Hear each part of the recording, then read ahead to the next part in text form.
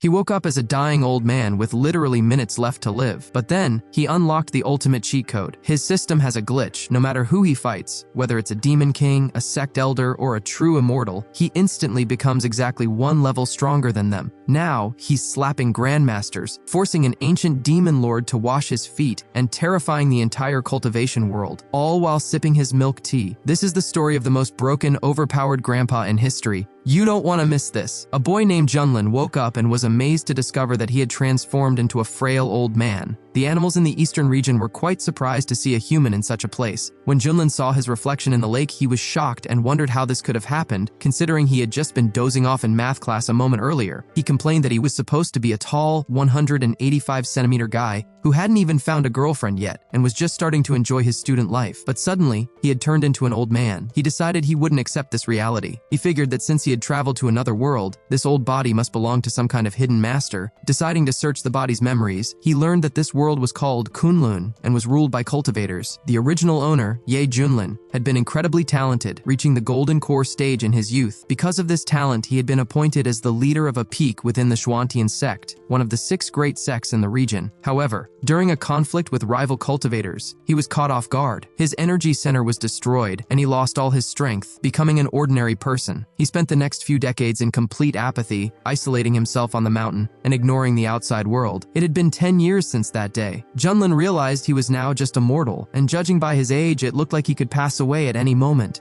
But then he remembered reading web novels and reasoned that if this was a transfer to another world, there had to be some kind of bonus or special power waiting for him. Taking charge, Junlin called out to the system, claiming his daddy was here and telling it to show up quickly. When he didn't get a response, he asked if it was playing hide and seek. Changing his tactic, he fell to his knees and apologized, saying he was just joking and begged for a sign. He wondered if perhaps it wasn't a system, but maybe a ring with an elder spirit inside. He took off his ring, looked at it, and asked if an old doctor was in there. Receiving no answer again, he lost his patience and shouted for the old man to stop hiding. He threw the ring on the ground, raised his cane to the sky, and started cursing loudly. After his outburst, the system suddenly appeared, stating that rude language had been detected and it had activated automatically. It asked the owner to be more polite. Junlin was relieved it finally showed up, admitting he thought it was unfair and that he was just imagining things. The system apologized, explaining that it had also been fast asleep and had just woken up. To make up for the inconvenience, it offered him a starter kit. When Junlin told it to open the gift, the system congratulated him on gaining a special ability to match strength. Basically, whenever he met an opponent with a higher level than him, he would permanently gain a cultivation level higher than theirs with no side effects. Junlin was worried because he was currently an ordinary person, so he asked what would happen if he encountered an immortal. The system assured him it wasn't lying and that he could safely test it out. Junlin was thrilled, realizing this meant he could be invincible and always one step ahead of everyone. However, when he asked why he needed to cultivate, the system showed a respectful reminder that he only had 1 hour left before his natural end. Shocked, Junlin asked if he was really going to perish that soon. He realized he needed to go down the mountain and find someone to fight in order to gain strength and extend his life. He finally understood why the old man had stayed isolated on the mountain. Suddenly, a timer appeared showing only 35 minutes remaining. Panicking, he asked if he really wouldn't make it. Just then, he looked at the mountain and saw a massive storm approaching, which looked like a swarm of monsters. Inside the dark clouds stood the former sect leader who had been removed from office years ago. The current leader stood before his enemies and asked who dared to challenge the Xuantian sect. An eagle man emerged from a magic shell, mocking the sect and revealing that the demon monster king was still alive and planning to eliminate them all that day. The leader recognized the enemy as a vile creature he had defeated and thrown off a cliff years ago. He was shocked that the creature survived and returned for revenge. The demon king laughed loudly, powering up his energy and asking if that was enough. The leader was horrified to see the enemy had reached the powerful embryonic soul stage. Realizing they couldn't compete with such strength, the leader turned to his people and declared they wouldn't give up without a fight. The demon king mocked them,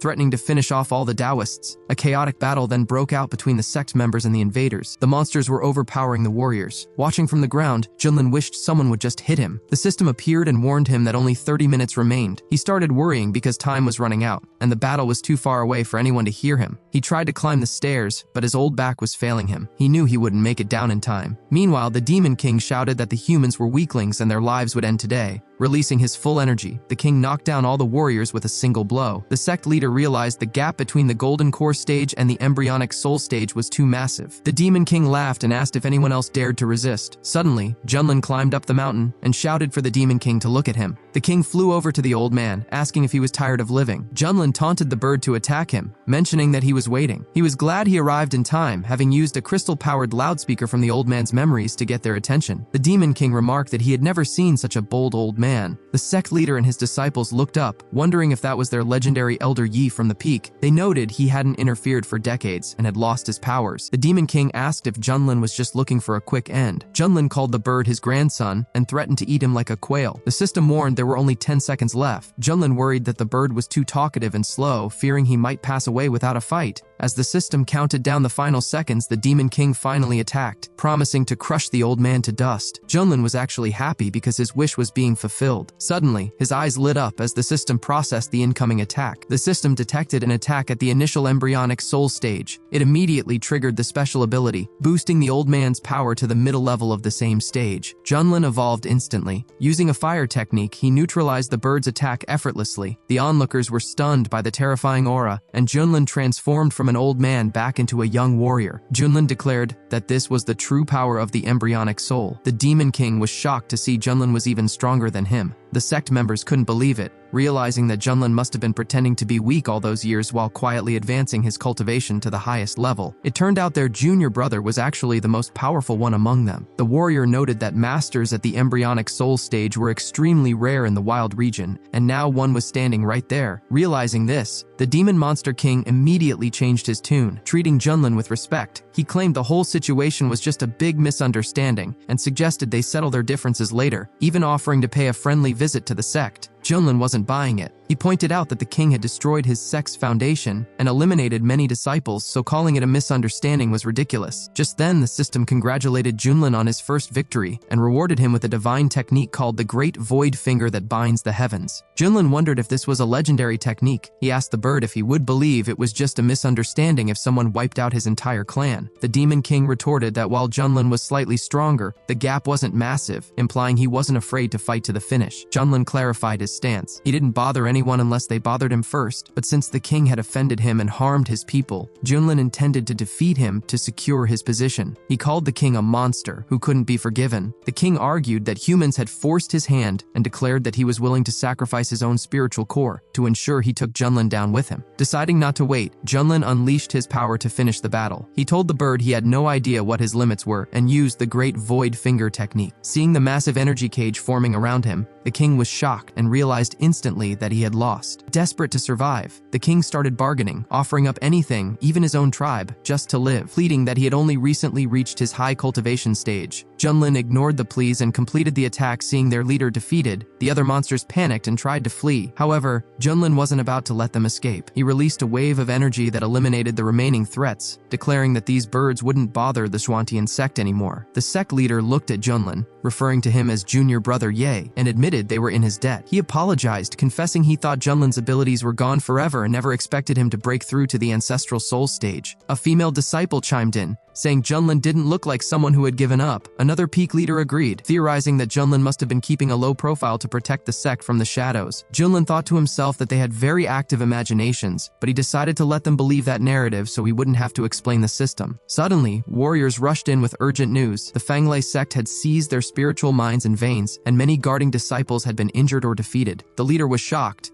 noting that while relations were strained, he didn't expect such a blatant attack. Without those resources, their cultivation future was doomed. He declared he would lead a team to take them back. Junlin realized the Fanglei sect had treacherously used the monster invasion as a distraction to strike. The system popped up with a new quest, offering a huge reward if Junlin checked in at the Fanglei sect's domain. Seeing another opportunity to gain strength, Junlin took charge. He announced he would go straight to the Fanglei sect and remove them completely. The leader was surprised but impressed by Junlin's confidence and power. As they prepared, Junlin told the leader that with him at the helm, their sect could become the top power in the region. Meanwhile, at the Fanglei sect, members were celebrating their successful plan to lure the monster to the Shuantian sect while they stole the resources. One disciple worried the monster might turn on them, but another reassured him. They revealed that a powerful guest from the prestigious Yuhua sect was visiting, guaranteeing their safety. The Fanglei leader, Chen Yunhai, asked the guest Elder Mu about his son. Elder Mu confirmed that Chen's son was doing exceptionally well at the Yuhua sect and had been chosen as a personal disciple by a high-ranking lord. Chief Chen was thrilled. Elder Mu then presented a rare pill sent by the sun, which would help Chen reach the embryonic soul stage. The sect celebrated, and Chen thanked Elder Mu for his help in planning the attack and predicting the monster's movements. Their celebration was cut short by a massive explosion.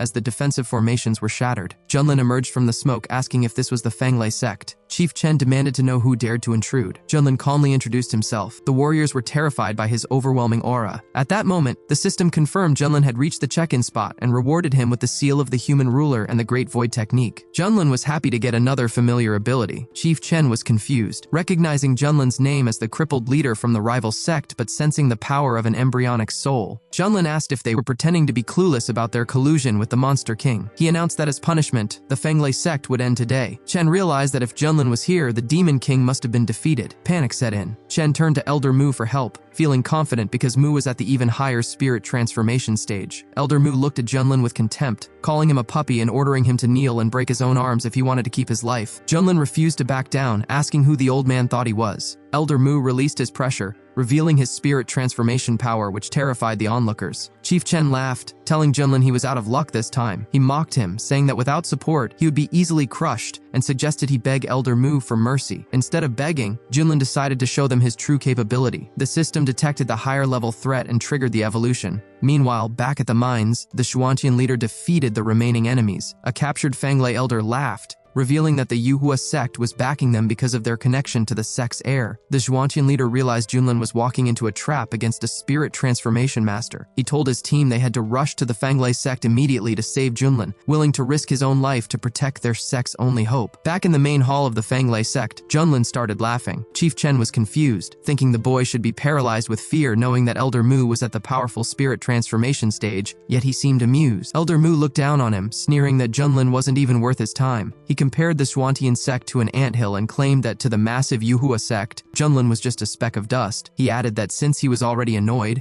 he would wipe out Junlin's sect regardless of any apology. Unfazed, Junlin told the elder to cut the talk and make a move. He mocked the concept of spirit transformation and challenged Mu to a fight, saying anyone who ran away was a coward. Elder Mu couldn't handle the disrespect and lunged at him. Chief Chen thought this was the end for the Xuantian sect. However, the system immediately detected a late-stage spirit transformation attack. The passive ability kicked in, instantly boosting Junlin's cultivation to the peak of the spirit transformation stage. Junlin countered the attack easily, asking if that was all the elder had. Mu was stunned to see his attack failed and realized the boy was also at the spirit transformation stage. Chief Chen panicked, wondering how a small sect could hide such a master. Elder Mu was equally baffled, noting that in this remote region, usually an embryonic soul cultivator was enough to found a sect, yet this young man had reached the peak of spirit transformation. Chen frantically asked the elder what to do. Mu told him to stay calm, reminding him that the Yuhua sect's immortal methods were superior to anything locals had. Junlin mocked him with a rude hand gesture. Enraged, Elder Mu declared he would show the power of an earth-level technique and unleashed the palm of the green tree. The onlookers were impressed, realizing that while spirit-level techniques were treasures here, this was on a whole other level. Elder Mu claimed it was an honor to be defeated by him. Junlin just scoffed, shot out a stream of fire energy, and called Mu's move a cheap trick. Using his new human ruler seal, Junlin shattered the elder's attack with a single move. A massive fire spirit appeared, destroying everything in its path. The crowd was terrified, wondering if this power was beyond the divine level. Elder Mu was completely overpowered and began begging for mercy. Junlin reminded him of his rule: if no one bothers him, he bothers no one. But if attacked, he destroys the enemy. Mu tried to threaten him, saying the Yuhua sect would seek revenge if he perished. Unimpressed, Junlin asked why he was still making threats and used a fire arrow to finish the elder off. Seeing his protector gone, Chief Chen fell to his knees, claiming it was all a misunderstanding, and offering to become Junlin's servant. When Junlin refused, Chen desperately mentioned that his son, Chen Shao, was a personal disciple in the Yuhua sect with the potential to become an immortal, implying Junlin shouldn't offend him. Junlin replied that it was perfect. He'd just wait for the son to show up so he could gain more experience points. He reiterated that since the Fanglei sect attacked first, they had to be eliminated. Junlin proceeded to level the entire place. As the fires burned, Chief Chen shouted that his son would avenge this 1,000-fold. Junlin watched the destruction and noticed a box fall from the flames. Looking at the sky, Junlin saw his sect leader and the team arriving. The leader was relieved to see Junlin alive. Junlin mentioned he was just finishing up with the Fanglei sect. The leader grabbed his hand, saying they were lucky to be alive and needed to leave before the Yuhua sect elder spotted them. Junlin casually asked, "You mean that elder? I already finished him." The leader was floored, asking if he really defeated a spirit transformation master. A female disciple named Su chimed in, saying she knew peak leader Yi could handle it. Junlin confirmed he was at the spirit transformation stage, but suggested they skip the chat and start gathering the resources from the defeated sect. The leader was still processing the fact that his junior brother was so powerful. Suddenly, a disciple named Xiao found a rare pill likely brought by the Yuhua elder. Junlin told him to give it to the sect leader so he could break through to the embryonic soul stage, which would strengthen their whole sect. The leader was incredibly grateful for the gift. Suddenly, the system announced that a suitable disciple had been found within a radius of 100 li. It turned out to be the head of a demon cult who was at the true immortal level. The system promised an unimaginable reward if Junlin accepted him as a student. Junlin was thrilled because this wasn't just a new mission, it was a chance to encounter a true immortal. He realized that if he challenged this person, his special ability would allow him to instantly copy that level, making him invincible not just in the wild region, but in the entire realm. Back at the sect, a disciple named Su voiced her concerns. She asked if the Zhuantian sect really stood a chance against the powerful Yuhua sect now that they were enemies. The sect leader admitted that the Yuhua sect was too powerful for them to compete with. He turned to Junlin and urged him to leave the region. He believed Junlin's talent was too incredible to be wasted there. The leader explained that when the enemy came for answers, the rest of the sect would sacrifice themselves to buy time, ensuring Junlin could survive and eventually rebuild their legacy. The other disciples agreed, shouting that Junlin was a natural-born genius and their only hope. They insisted they would stay and hold the line so he could escape and fulfill his destiny. Junlin was surprised by their intense unity and loyalty. He thanked everyone for their support but assured them that he had a plan. He told them to leave the situation to him because he knew there was no reasoning with the enemy. He instructed the sect leader to handle the cleanup at the current location while he took care of urgent matters. With a wave of his sleeve, he flew off instantly, leaving the leader admiring his swift exit. Meanwhile, a chaotic scene was unfolding in the purple bamboo forest. A group of bandits was chasing someone who looked like a beautiful girl, shouting that she shouldn't run away. The person being chased, however, was actually a young man yelling back that he was a guy. A creepy old man leading the chase ignored him, drooling and insisting that she was too beautiful to be a man and shouldn't try to trick him. It turned out this young man was actually a tiger in a trap. He was the former head of a demonic cult from the central region who had achieved true immortality and led a massive sect with millions of followers. However, after a massive siege by his enemies, he had sacrificed all his power to escape and was now hiding in this remote eastern region, severely weakened. The old pursuer, tired of running, fired several energy swords at him. The young man spun around and blocked them with a scarlet flame shield. However, due to his weakened state, the shield failed and he took some damage. The old man was surprised that someone at the foundation stage could withstand an attack from a late golden core cultivator, wondering if the boy was a genius from a big sect. Deciding it didn't matter, the old man used a needle technique to trap him. The old man grabbed the boy's face, telling him to stop resisting. Fed up, the boy tore open his robe to bare his chest, shouting for the old man to open his eyes and see that he was clearly a man. The old man was shocked, but then creepily decided that the man was fine too. Unable to take the humiliation any longer, the boy snapped. He warned the pervert not to touch him and declared he would rather burn his own spiritual core than be humiliated. He unleashed a massive stream of fire energy, pushing himself to the limit to burn his attacker alive. The old man couldn't dodge in time and was engulfed in the flames. The boy succeeded, but he was badly hurt, and his spiritual pearl was nearly broken. He realized he needed to find a place to recover immediately. He muttered that at least the creep didn't survive. Just then, he sensed another presence. A different old man stepped out of the forest, claiming he was just passing by and had nothing to do with the previous attacker.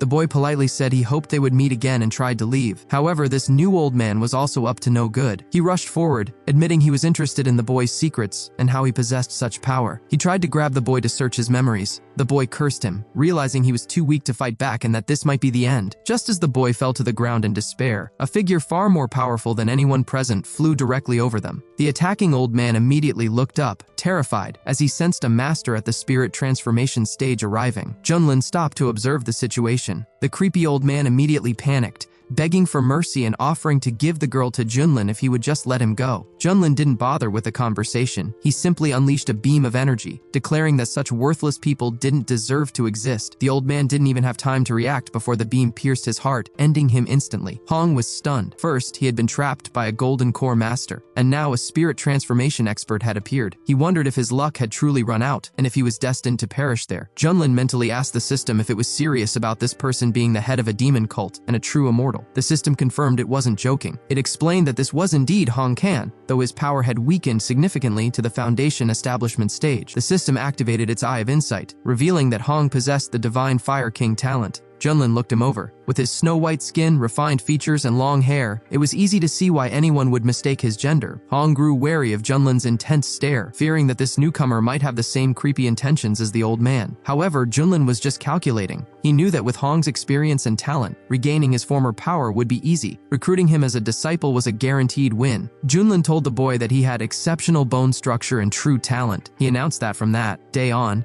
He would take him as an apprentice. All Hong had to do was agree. Hong was taken aback. He initially thought Junlin was after his secrets, but now he realized this spirit transformation cultivator actually wanted to be his teacher. Internally, Hong scoffed. He thought his own artifacts and luck were far superior, and in his prime, a guy like Junlin wouldn't even be allowed in his sect's backyard. Junlin asked why he hesitated, noting that Hong didn't look thrilled about the offer. Hong realized he was currently too weak to refuse. He decided to play the long game, survive now, and once he regained his strength, he could turn the situation around. He knelt down and formally greeted his new teacher, claiming it was the greatest honor of his life. It was all just a performance to him. Junlin accepted the bow and told him to rise, giving him the name Xiao Hong. Hong hated the name, but for the sake of his safety, he agreed. Junlin could tell the guy was being hypocritical, but with his invincible system ability, he wasn't worried about betrayal. The system congratulated Junlin on completing the task. As a reward, he received an automatic training function, meaning he could now get stronger just by lying around. The system also granted him a special coffin artifact that would upgrade as he leveled up, capable of burying the heavens and earth. Additionally, the system detected the new disciple's fire talent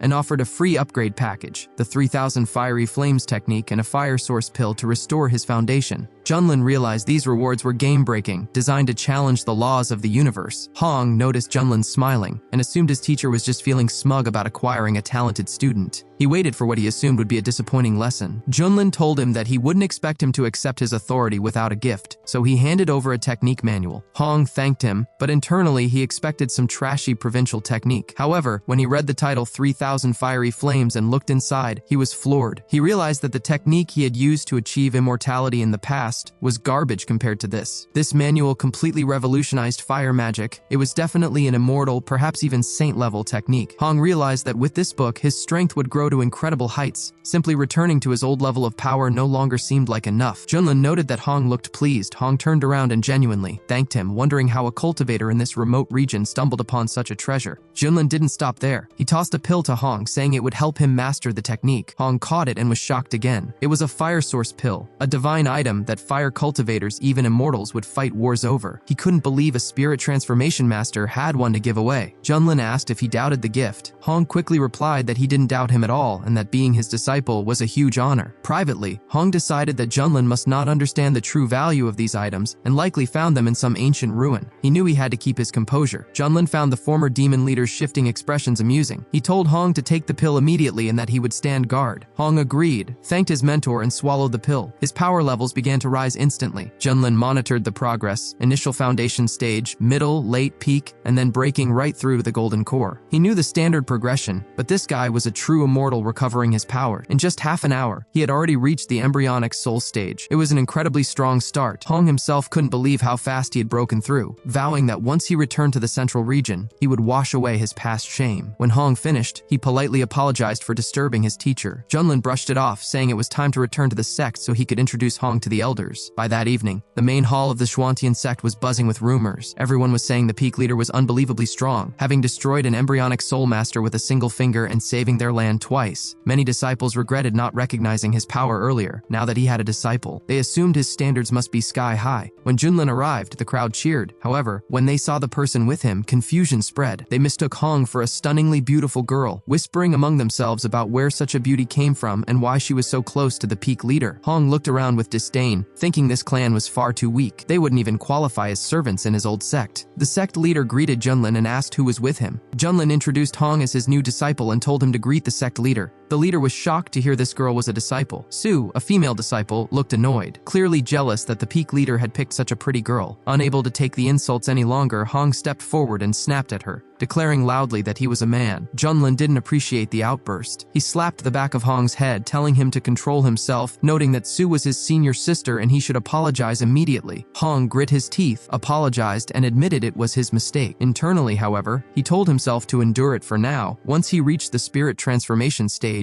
he would get revenge for this humiliation. Junlin announced he was taking Hong to the floating peak. The sect leader said he wouldn't keep them, As they walked away, the leader was still reeling from the fact that Junlin had taken an embryonic soul cultivator as a disciple. It was unheard of. Su remarked that junior brother Ye had brought an overwhelming amount of news to the sect in just a single day. When they arrived at the peak, Junlin opened the door to a humble dwelling, telling Hong he could pick any room he liked. Hong was horrified. He wondered what kind of hole this was, thinking even the servants' quarters in his old life were 100 times more luxurious. Junlin sensed his hesitation and lectured him, saying that only weaklings whine about comfort. He explained that a cultivator should be above such things, and if it was dirty, Hong should clean it himself. Hong promised to be patient. He figured that with his speed of development, he wouldn't be stuck here long. Meanwhile, in the southern region at the Yuhua sect, the atmosphere was tense. In the Hall of Airs, Guiyang crushed a message tablet in his hand. His servant, Chen Shao, the son of the Fenglai sect leader, apologized profusely. He explained that he was the one who asked Elder Mu to deliver the pill to his father. Now that Elder Mu was gone, Chen Shao was terrified that his father and sect were in danger and wanted to go check on them personally. Guiyang asked Chen Shao if he knew why he had been accepted as a disciple. The boy replied it was because of his solar immortal body and potential. Guiyang corrected him, saying that was only part of it. The second reason was his great ambition. He told Chen Shao that his desire for power shouldn't be limited by family ties. With the air competition approaching, Guiyang ordered him to focus solely on training. He needed to defeat the other disciples to secure the sect's full support. This was his only chance. Guiyang refused to let him leave, stating he would send his own people to investigate the eastern region. Chen Shao understood and promised not to let his master down. The next day, on the floating peak, Junlin was relaxing. He asked his student if the food was ready. Hong brought out the meal but judged his teacher silently. He couldn't understand how a spirit transformation master could care so much about food. Yesterday, Junlin was lecturing him about adaptation, and today he was indulging himself. Junlin tasted the food and praised it, noting the meat and beans were delicious, especially with the spices provided by the system. He told Hong to try some. Hong refused, stating he had long ago reached a state where he didn't need to eat. Junlin was surprised and scolded him, saying he shouldn't reject the joys of life just for cultivation. Reluctantly, Hong took a bite just to satisfy his teacher. He expected nothing, but the moment he tasted it, he was overwhelmed. It was incredible, so delicious that he hadn't felt such happiness since he was a child. Junlin asked why he was crying. Hong remembered being hungry as a kid and dreaming of eating meat. He realized that in his pursuit of power, he had forgotten what it was like to simply live and enjoy things. He admitted his mentor was right. Suddenly, Junlin noticed Hong's energy spiking. He watched as Hong broke through the embryonic soul stages, initial, middle, late, peak, and smashed right into the full spirit transformation stage. The guy had leveled up just by eating a meal. His talent was terrifying. Hong opened his eyes, realizing he had broken through without even trying. Junlin congratulated him on reaching spirit transformation, noting his strength was now almost at the level of his mentor. Hong was stunned that he regained his power so quickly. He realized that, since he was now at the same stage as Junlin, it might be time to end this charade of being a disciple. However, before he could make a move, Junlin casually mentioned that since the meal was done and Hong had leveled up, he should come over and massage his shoulders. Hong was seething with rage. In his head, he fumed, I've already reached the spirit transformation stage, yet he still tries to order me around? Who does he think he is? He decided that today was the day he would finally show his mentor who was truly in charge. Just as Hong prepared to launch a sneak attack, a servant suddenly rushed in, reporting that there was an urgent message for the peak leader. The servant explained that the sect leader requested Junlin's presence in the assembly hall immediately to discuss a critical matter. Junlin was surprised, noting that he had only been back for a day and there was already a new job for him. Hong was furious that his opportunity for revenge had been interrupted, but he consoled himself by thinking that Junlin was full of weak points. There would be plenty of chances to take him down later. As he flew off, Junlin casually called back to his student, I have to go for now. Your massage technique is excellent, by the way. When I get back, come over and massage my legs, Hong shouted after him, asking how he dared to treat him like a servant, regretting that he hadn't eliminated him right then and there. When Junlin arrived at the assembly hall, the mood was grim. The elders looked lost, wondering if this crisis was a sign that the heavens wanted to destroy the Zhuantian sect. Junlin landed and greeted the chief, asking what the threat was this time. The leader got straight to the point. Years ago, the state of Wei had come under their sect's protection. Recently, they sent a distress signal reporting strange and horrifying events. People were dying en masse, their bodies found completely drained of blood. These incidents were becoming more frequent and covering vast territories. Some cities with populations of over 1 million had been completely wiped out. The leader assumed it was the work of demons and had sent disciples to investigate. However, none of them had returned. That morning, a new message arrived stating the situation had worsened and was spreading to neighboring states. If this continued, the entire wild region Junlin would fall into chaos. Furthermore, the sect would lose its source of potential disciples, which would fatally weaken them. Junlin asked, "Is it really that serious? Has no one seen who is behind this?" Su replied grimly, "Perhaps anyone who saw the culprit is already dead." She noted that the wild region was already low on powerful cultivators. Even the nascent soul stage was rare, and if this continued, the sect would fall into decline. Junlin wondered what kind of enemy was strong enough to silence all their scouts. Suddenly, the system chimed in with a new quest: find the source of the problem in the state of Wei and eliminate it. Reward: unimaginable. Delighted by the timing, Junlin accepted the mission. He told the sect leader he understood the gravity of the situation. Since the trouble started in Wei, the source must be there, and he would handle it personally. The leader was relieved, praising Junlin for his decisiveness and expressing confidence in him. Before the leader could even finish his sentence, Junlin had already flown off toward the mission. The leader paused, realizing Junlin was already gone. Su was impressed by the peak leader's speed and determination. Another disciple, Xiao, asked worriedly if Junlin could really handle such a mysterious threat. Su shot back, "Do you doubt him? There is nothing in the wild region that can defeat a spirit transformation master." The leader agreed, adding that if Junlin couldn't handle it, the region was truly doomed. He told everyone to continue their training so they could live up to their junior brother's expectations. Junlin immediately grabbed Hong, and the two of them traveled to the eastern border of the Wei state in the wild region. Hong noticed that his mentor went straight for the troubled area, but he kept quiet, secretly plotting to find a way to deal with Junlin later. They arrived at Taohua village, located near a mountain, where Junlin observed that bandits were in the middle of robbing the place. He decided they needed to intervene. The village head pleaded with the bandits, explaining that they were poor and only had livestock like chickens, ducks, cows, and sheep. He told the hero to take whatever he wanted, but begged him to spare the innocent villagers. The leader of the Black Wind Gang laughed, retorting that he didn't want their animals. He said he only needed them, the pathetic little humans. He struck the old man on the head and ordered everyone to obey, promising that if they did, their end would be painless. The other bandits shouted for their own people to step back because their boss was about to use his special technique. The leader unleashed a terrifying energy aimed directly at the villagers. The people were petrified, screaming for someone to save them. Hong was caught off guard. He recognized the technique, realizing it was similar to one used by a dangerous figure from the central region who was supposed to have perished when the Holy Lands destroyed him. Junlin noticed the look on Hong's face and asked if he knew the technique. Hong quickly lied, claiming he didn't know it and just found it strange. Junlin didn't appreciate the attitude, calling him a puppy and scolding him for his tone. Internally, Hong realized that if his guess was right and that specific person was involved, they were in serious trouble. Meanwhile, the villagers were panicking, terrified of losing their lives. Junlin decided to end the chaos. He grabbed the bandit leader from behind and told him to stop. The leader spun around, charging a fist attack and demanding to know who dared to interfere. Junlin easily countered the attack with a beam of fire, telling the man to calm down because they had questions. The bandits' minions were shocked to see their boss hurt. The leader immediately sensed Junlin's aura and realized he was facing a spirit transformation master. Terrified, he instantly begged for mercy. Junlin ordered him to reveal his background. The bandit leader explained that he used to be a palace guard in the Wei state. However, he saw something he shouldn't have and was sentenced to death, forcing him to flee the palace. Junlin asked what he saw and where he learned the dark technique. The bandit replied that he had spotted the crown prince secretly visiting the mountains behind the palace, though he hadn't dared to investigate further. As for the technique, he received it from a mysterious organization while on the run. He didn't know their origins. They simply told him to use the technique to absorb people's life force to increase his strength, and he did it to survive. Junlin suspected a massive organization was pulling the strings and that their actions were linked to the strange phenomena plaguing the region. He asked Hong for his thoughts. Hong secretly worried that the teaching methods were too similar to his old enemy. He wondered why that person would be in the wild region, but lied to his mentor again, saying he didn't know. Privately, he was certain that if that ancient enemy was behind this, Junlin's spirit transformation level wouldn't be enough, and this trip to the Wei state would be his end. Junlin decided to verify the bandit's story personally. He used a technique to enter the man's subconscious and scan his memories. He confirmed the bandit wasn't lying, but noticed he had left out some important details. Junlin declared that they needed to head to the Wei Imperial Palace immediately. Hong decided not to leave any loose ends. With a simple flick of his finger, he unleashed a fire attack that incinerated all the bandits instantly. He turned to his mentor with an innocent look and asked, "Did I do something wrong?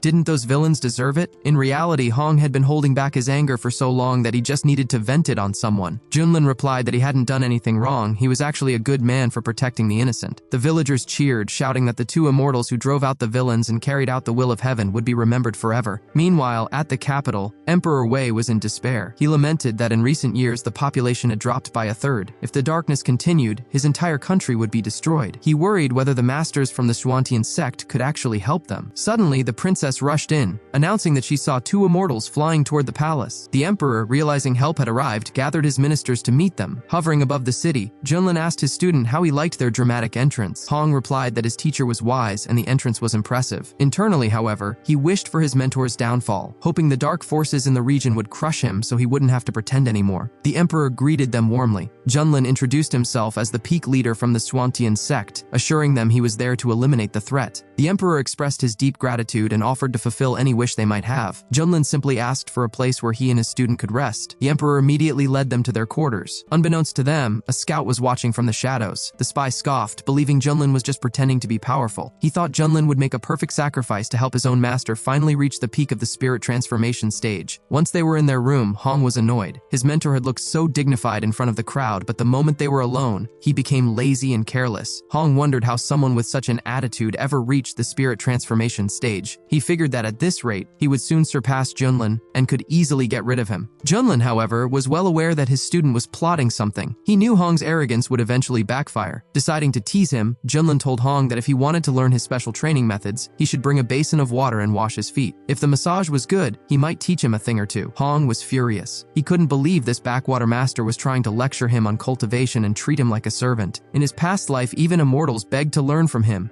He was practically the ancestor of fire cultivation. Junlin pressed him, asking if he was too proud or if he wanted to continue relying on his elders to get stronger. Hong fumed silently. He was the great leader of the fire cult. Washing feet was beneath him. He decided it was time to end this farce. Just as the tension peaked, a knock came at the door. A voice announced that they had important information regarding the strange phenomena in the kingdom. Junlin asked who it was. The young man replied that he was the crown prince of the Wei state, Zhao Hen. He said the fate of the country was at stake and begged them to listen. Junlin told him to come in. Seeing the prince, Junlin realized this was the same person the bandit had mentioned, the one allegedly visiting the mountains and involved with the dark organization. However, looking at the boy, Junlin noted that he didn't seem like the villain the stories made him out to be. Prince Hen confided in the immortals, claiming he had a secret he hadn't shared with his father. He suspected that the source of the evil plaguing the state was connected to the mountains behind the palace. He explained that he had recently seen flying creatures entering a cave at night, which coincided with the disappearance of several courtmaids and servants. He flattered them, saying he knew only they could save the people, and asked them to eliminate the creatures. Junlin scanned the mountains with his senses, but felt no threat. He realized the prince was either lying or had a defense system strong enough to mask the danger. Regardless, Junlin agreed to see the cave, curious to find out what the prince was actually planning. Prince Hen thanked them and led the way, claiming that with their help, they would rid the state of evil. As they walked, the prince secretly looked forward to Junlin's end. However, they were spotted by the princess. She recognized her older brother and knew he usually behaved poorly despite their father's warnings. Seeing him secretly meeting with the masters from the Swantian sect worried her, and she decided she needed to inform her father immediately. When they arrived at the mountains, Junlin remarked that the place didn't look like a lair for flying monsters. The prince suddenly dropped the act and announced that they had arrived. Junlin was pleased, saying they would finally see what was being hidden. The prince sneered, admitting he didn't expect to deceive them so easily. He mocked Junlin for being overconfident and led astray, telling him that he didn't understand that there was always someone stronger. The prince declared that this place would be their grave and shouted for his allies to act. Elders emerged from the shadows and immediately activated a powerful sealing formation. A cult elder stepped forward, acknowledging Junlin's recent fame for defeating a demon king. However, he boasted that inside this specific formation, even a spirit transformation master would be unable to escape. The prince ordered them to capture the leader alive because their master needed him. However, he pointed at Hong, mistaking him for a girl in red, and told them to strip away her powers so he could have some fun with her. Hong immediately snapped. He asked what the prince just said, furious that boundaries had been crossed. Without hesitation, Hong unleashed his fire powers and attacked. The prince was shocked when Hong shattered the formation with a single blow. The cult elder realized in horror that the peak leader had brought a disciple who was also at the spirit transformation stage and possessed immortal level techniques. Otherwise, the array never would have broken. Frustrated that his plan failed, the prince tried to negotiate. He suggested that with their combined strength, they should join his master to secure a bright future. Hong was furious and asked how he dared to speak like that. He declared that he would make the prince suffer for his insults. Hong immediately attacked the prince who had set them up, deciding to use his fire abilities to ensure he wouldn't bother them anymore. The prince was helpless against the intense flames. Junlin watched the scene and noted that the prince had clearly struck a nerve. However, he ordered Hong to stop before finishing the job, explaining that he needed to ask a few questions first. Hong obeyed the order and extinguished the fire with a simple snap of his fingers. Junlin asked the prince who his master was and how he had forced him into servitude. The prince replied that his master was the greatest immortal of the central region, a being with no equal,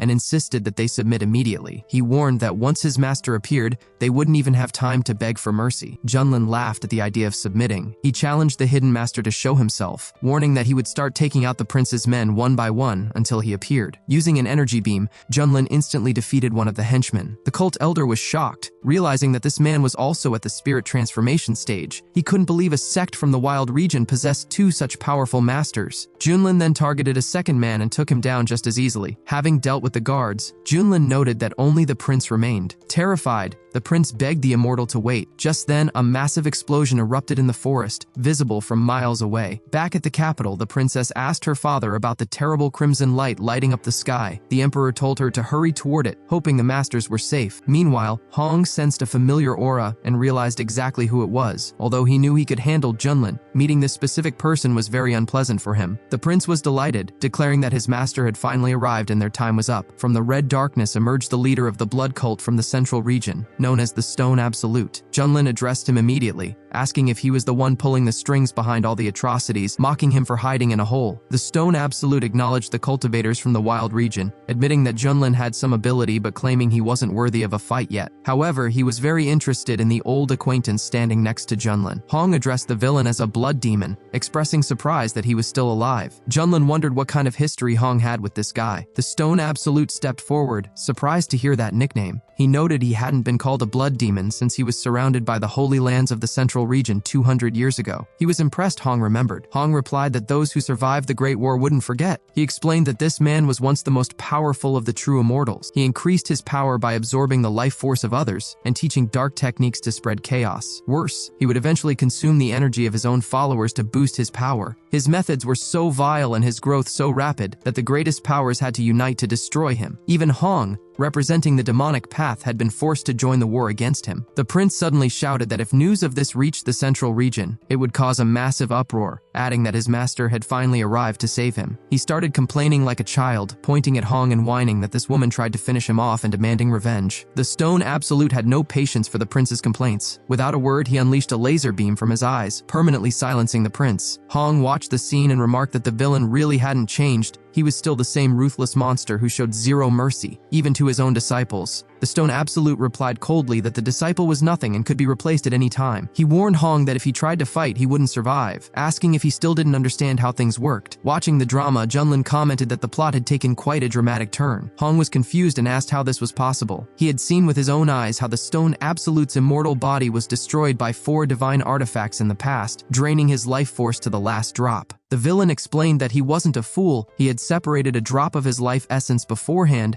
and hidden it in a safe place. That drop allowed him to be reborn after his fall. He noted that Hong seemed to be in a similar situation, currently rebuilding his strength at the initial spirit transformation stage. He creepily suggested that Hong should just give up and let his essence be absorbed so they could be together forever. Hong called him crazy, reminding him that he had rejected his offers time and time again in the central region. He challenged the villain, asking if he really thought he could win so easily. The Stone Absolute laughed, saying that resistance only made it more exciting. He claimed that while some could overcome a small power gap, the difference between them was too vast for Hong to overcome. Hong asked how he could be so sure without trying, and immediately unleashed the divine path of the 5 absolutes. The Stone Absolute was shocked by the move, and countered with a massive crimson hand. The collision of their attacks caused a huge explosion that surprised even them. The Stone Absolute couldn't believe it. He wondered how a cultivator at the initial stage of spirit transformation could possess fire strong enough to destroy his attack. He questioned where Hong had found such a technique. Hong told him the show was just beginning and launched a fire frost attack. The villain mocked him, calling him a loser, and tried to use a soul absorption technique to counter it. However, Hong's attack was so potent that it broke through and hit the enemy directly. Stunned by the sinister power of the fire, the Stone Absolute was forced to switch tactics and use an ice defense. He admitted he was impressed, noting that Hong really was the exceptional talent he had once singled out. He asked if Hong had found an incredible legacy during his escape or become the disciple of some powerful master. Hong lied, claiming it had nothing to do with anyone else. Internally, however, he realized that with the 3000 fiery flames technique he got from Junlin, he was actually holding his own against the entity that once terrified the entire central region. He knew he couldn't let the villain know he learned this from a backwater cultivator like Junlin. The Stone Absolute decided that if he let Hong develop any further, he would become too powerful to control. He decided to end it right there,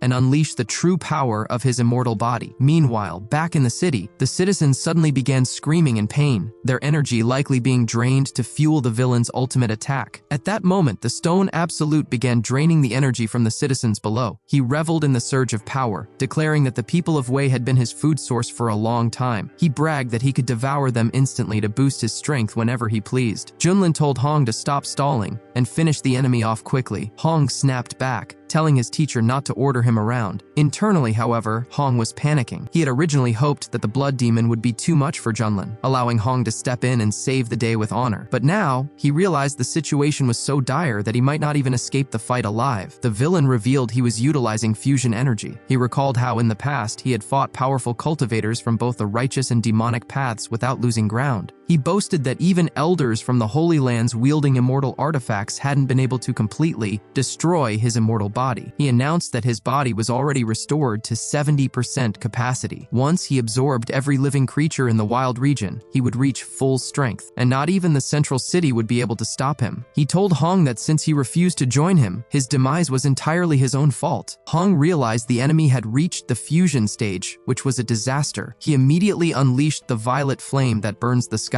The attack landed, and even the Stone Absolute took some damage. However, Hong knew that fighting an opponent with such a massive power gap was usually a death sentence. Desperate, Hong considered burning his own spiritual core for a final stand. He launched the Golden Flame and the Furious Dragon Flame. The Stone Absolute scoffed, saying resistance was useless and comparing the attacks to a slight itch. Blocking Hong's assault, the villain prepared a counterattack, declaring that it was the end. Hong realized his strongest techniques weren't working. He tried to defend himself with a golden flame shield, but the Stone Absolute didn't slow down, smashing through the defense effortlessly while shouting for Hong to perish. Meanwhile, the Emperor and the Princess arrived at the mountain. Seeing the terrifying battle, the Emperor feared for the immortal's life. The Princess asked what kind of monster that was. The Emperor realized this was the source of the evil destroying their state and worried that if even an immortal couldn't defeat it, their country was truly doomed. Hong struggled to stand, wondering if his journey to immortality was ending there. He had worked so hard to regain his power and didn't want to give up. The thought of asking Junlin for help crossed his mind, but his pride made him hesitate. Admitting he needed help felt like a disgrace. Furthermore, he doubted Junlin could even help, reasoning that a spirit transformation master couldn't possibly defeat a fusion stage monster. The Stone Absolute mocked him, saying that since Hong didn't want to continue the journey together in life, he would die and become part of his body, carrying his will to the end of the path. The villain launched a massive final attack. Hong's mind went blank. Driven by the instinct to survive, he swallowed his pride and screamed for his mentor to save him. The Stone Absolute was shocked, asking if the great Hong had actually become someone's disciple. Suddenly, Junlin stepped in, remarking that his student had finally realized who he owed his knowledge to. The Stone Absolute mocked Hong, saying he never expected him to sink so low as to become the disciple of a lowly spirit transformation cultivator from the wild region. He called it an absolute disgrace to the entire demonic path. Hong realized that even though Junlin was constantly teasing him, he was still his savior. However, seeing his mentor step up against the Stone Absolute, Hong was terrified that disaster awaited him. Junlin calmly asked if the enemy was looking down on him. The Stone Absolute retorted that an ant like him had no idea how vast the sky was, boasting that in his prime, he could have drowned him with a single spit. Hong apologized to his mentor, admitting he was no match for the blood demon. He pleaded for help but added that if things looked bad,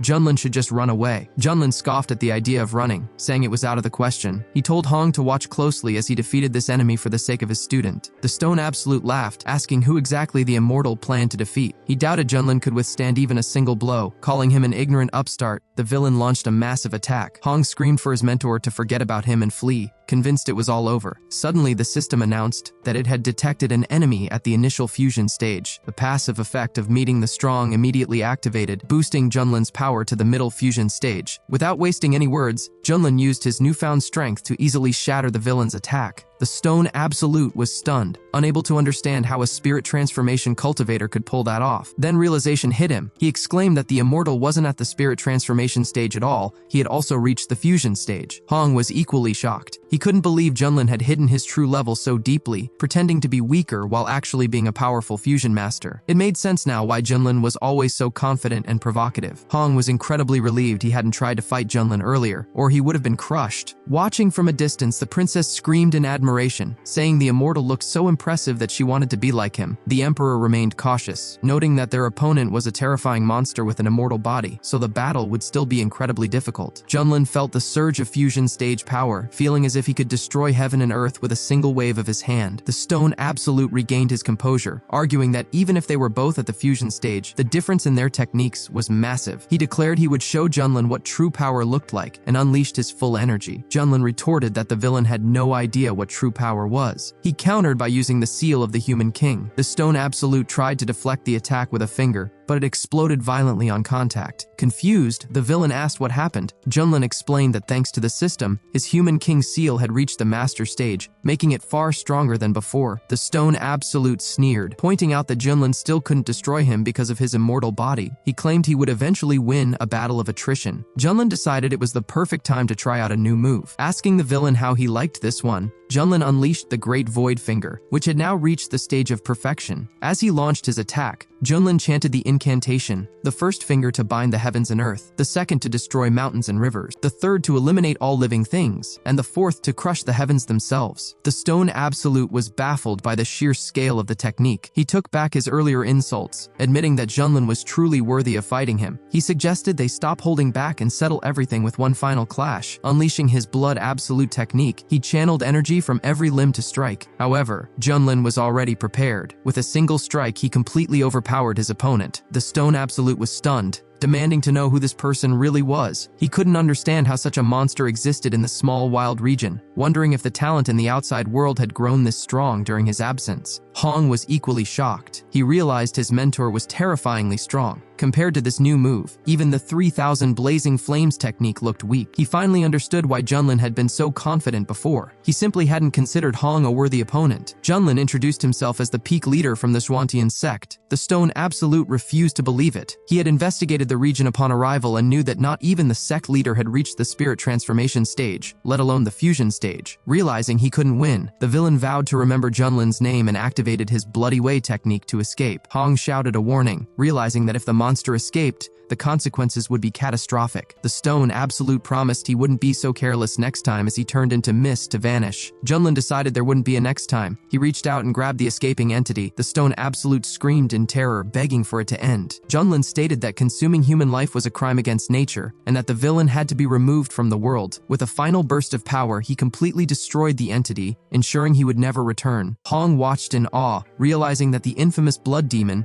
who once terrified the entire central region, had fallen by Junlin's hand. The emperor began to rejoice, shouting that the demon was destroyed and the state of Wei was finally saved thanks to the immortal. After the victory, Junlin nagged the system for his reward, telling it not to make him ask twice since it claimed to be professional. The system announced that he had received the Bone of the Supreme. It was a mysterious bone inscribed with runes that granted the highest innate power, a gift for someone destined to become the greatest of all. The system asked if he wanted to integrate it immediately. Junlin, excited by the description, told it to go ahead. The system began the binding process. Once complete, the system congratulated him, noting that his strength had increased significantly. Hong instantly noticed the shift. The waves of energy radiating from Junlin made him shudder. He was curious about what kind of massive legacy Junlin had inherited, reasoning that such a genius couldn't just appear in the wild region out of nowhere. Hong realized he needed to reassess Junlin's true strength. He resolved to speed up his own cultivation and reach the fusion stage as quickly as possible to have any chance of keeping up with him. The emperor approached Junlin, expressing his deep gratitude for saving the people of the Wei state. He promised to record the day's events in the royal annals so that future generations would remember the immortal's virtue. Junlin brushed off the thanks, stating that the most important thing was for the emperor to govern well and take care of his subjects. The emperor promised to remember the instructions. Suddenly, the princess asked if she could become a disciple of the Xuantian sect. She explained that she wanted to be like Junlin, capable of driving out demons and eliminating evil. Junlin used his special vision to assess the girl, whose name was Xiao Liner. He noticed she had excellent potential. He told her that she possessed a high-quality water spiritual root, making her a great candidate. If she was serious about it, he agreed to accept her. The emperor was pleasantly surprised and urged Liner to thank the immortal immediately, which she did. The emperor noted that Junlin had not only saved the state but also accepted his daughter as a disciple. To celebrate, he insisted on holding a feast and prepared royal quarters for them to rest. Junlin agreed to the arrangement. Later that evening, Hong realized that his wounds had fully healed and his strength had surged to the peak of the spirit transformation stage. Ever since he started practicing the 3000 blazing flames technique and taking the elixirs, his cultivation speed had increased dramatically. He had to admit that his master's methods were impressive. However, even though Junlin saved him, Hong wasn't ready to let go of the humiliation he had suffered. He vowed that once he reached the fusion stage, he would pay it all back double. The mere thought of making Junlin beg for mercy made him tremble with excitement. Suddenly, Junlin called out for Hong to come over. Hong was annoyed, feeling like the servant treatment was starting again. Junlin was reading a book, commenting that this martial arts novel was quite interesting. He mused that the locals seemed to love stories about characters being humiliated and then rising to power. He joked that if he wrote novels here under the pen name Crazy Potato, starting with a protagonist at the peak of martial arts, it would surely be a hit. Hong, confused by the rambling, asked why he was summoned. Junlin simply ordered him to help wash his feet. Hong was furious. He thought to himself that even the formidable blood demon had fallen to Junlin, so now wasn't the time to rebel. He had to endure. Junlin teased him, asking why he was neglecting his mentor and telling him to hurry up. Hong gritted his teeth and said he wouldn't dare disobey. Internally, Hong raged. He used to be a true immortal fire cult master with thousands of defeats on his record, yet here he was, forced to wash the feet of a cultivator from the wild region. Junlin praised him for being a good disciple, remarking that for a moment, he thought Hong was going to challenge him. Suddenly, as Hong touched the water, he froze. He realized the basin was filled with water of boundless light. This legendary liquid allowed mortals to remain young and live for centuries, while for cultivators, it cleansed the body of impurities and massively boosted strength. In the central region, even a small bottle of this elixir would sell out instantly. It was an incredibly rare treasure, yet his mentor was casually using it to wash his feet. Hong was now absolutely certain that Junlin must have received a massive ancient inheritance to be this wasteful. He realized that drinking this water would be a huge help for his cultivation, but then the awkward reality hit him. It was currently being used as bath water. Junlin noticed the strange look on Hong's face and asked if there was a problem, joking if he thought his feet smelled bad. Hong quickly replied that it wasn't that, he was just lost in thought. Junlin realized that the system had provided an excessive amount of the boundless light water, so he figured using it for a foot bath while getting a massage from his disciple was a pretty good way to spend his time. He then casually mentioned that the water had cooled down and told Hong to heat it up. Hong complied, placing his hands into the basin and using his fire powers to warm the liquid. Just then, Princess Liner walked in to speak with the immortal. However, Junlin was too busy relaxing to notice her initial reaction. Liner was completely shocked by the scene, finding the dynamic between the mentor and student incredibly bizarre. Feeling embarrassed and awkward, she turned around and ran away. Junlin called out to ask why she was leaving so suddenly, but Hong interrupted, asking if the master was satisfied with the way he was washing his feet. Junlin replied that he was very pleased, though he joked that he wished Hong were a girl so their relationship could be more traditional. Hong was privately fuming at the comment, telling himself he just had to endure a little longer until he became strong enough to make Junlin regret his words. Suddenly, Junlin's communication ring signaled a message from the sect leader. The message urged him to return to the sect immediately to discuss a new strategy. It appeared that an ancient secret realm was about to open in the wild region. The leader believed that if the Xuantian sect could seize this opportunity, they would flourish like never before. Junlin was intrigued by the mention of an ancient secret world. Hong explained that such places were usually packed with rare resources that could fundamentally change a cultivator's destiny. He was surprised such a place existed in this region and knew that as soon as the news got out, chaos would erupt. However, he saw it as his big chance. If he could find a legendary inheritance to combine with his 3000 blazing flames technique, his power would skyrocket. The system chimed in with the new quest, instructing Junlin to complete a task within the Tianyu secret realm for an incredible reward. When Junlin asked for more details, the system teased that telling him now would ruin the surprise. Junlin told Hong to get ready, noting they would say their goodbyes to the emperor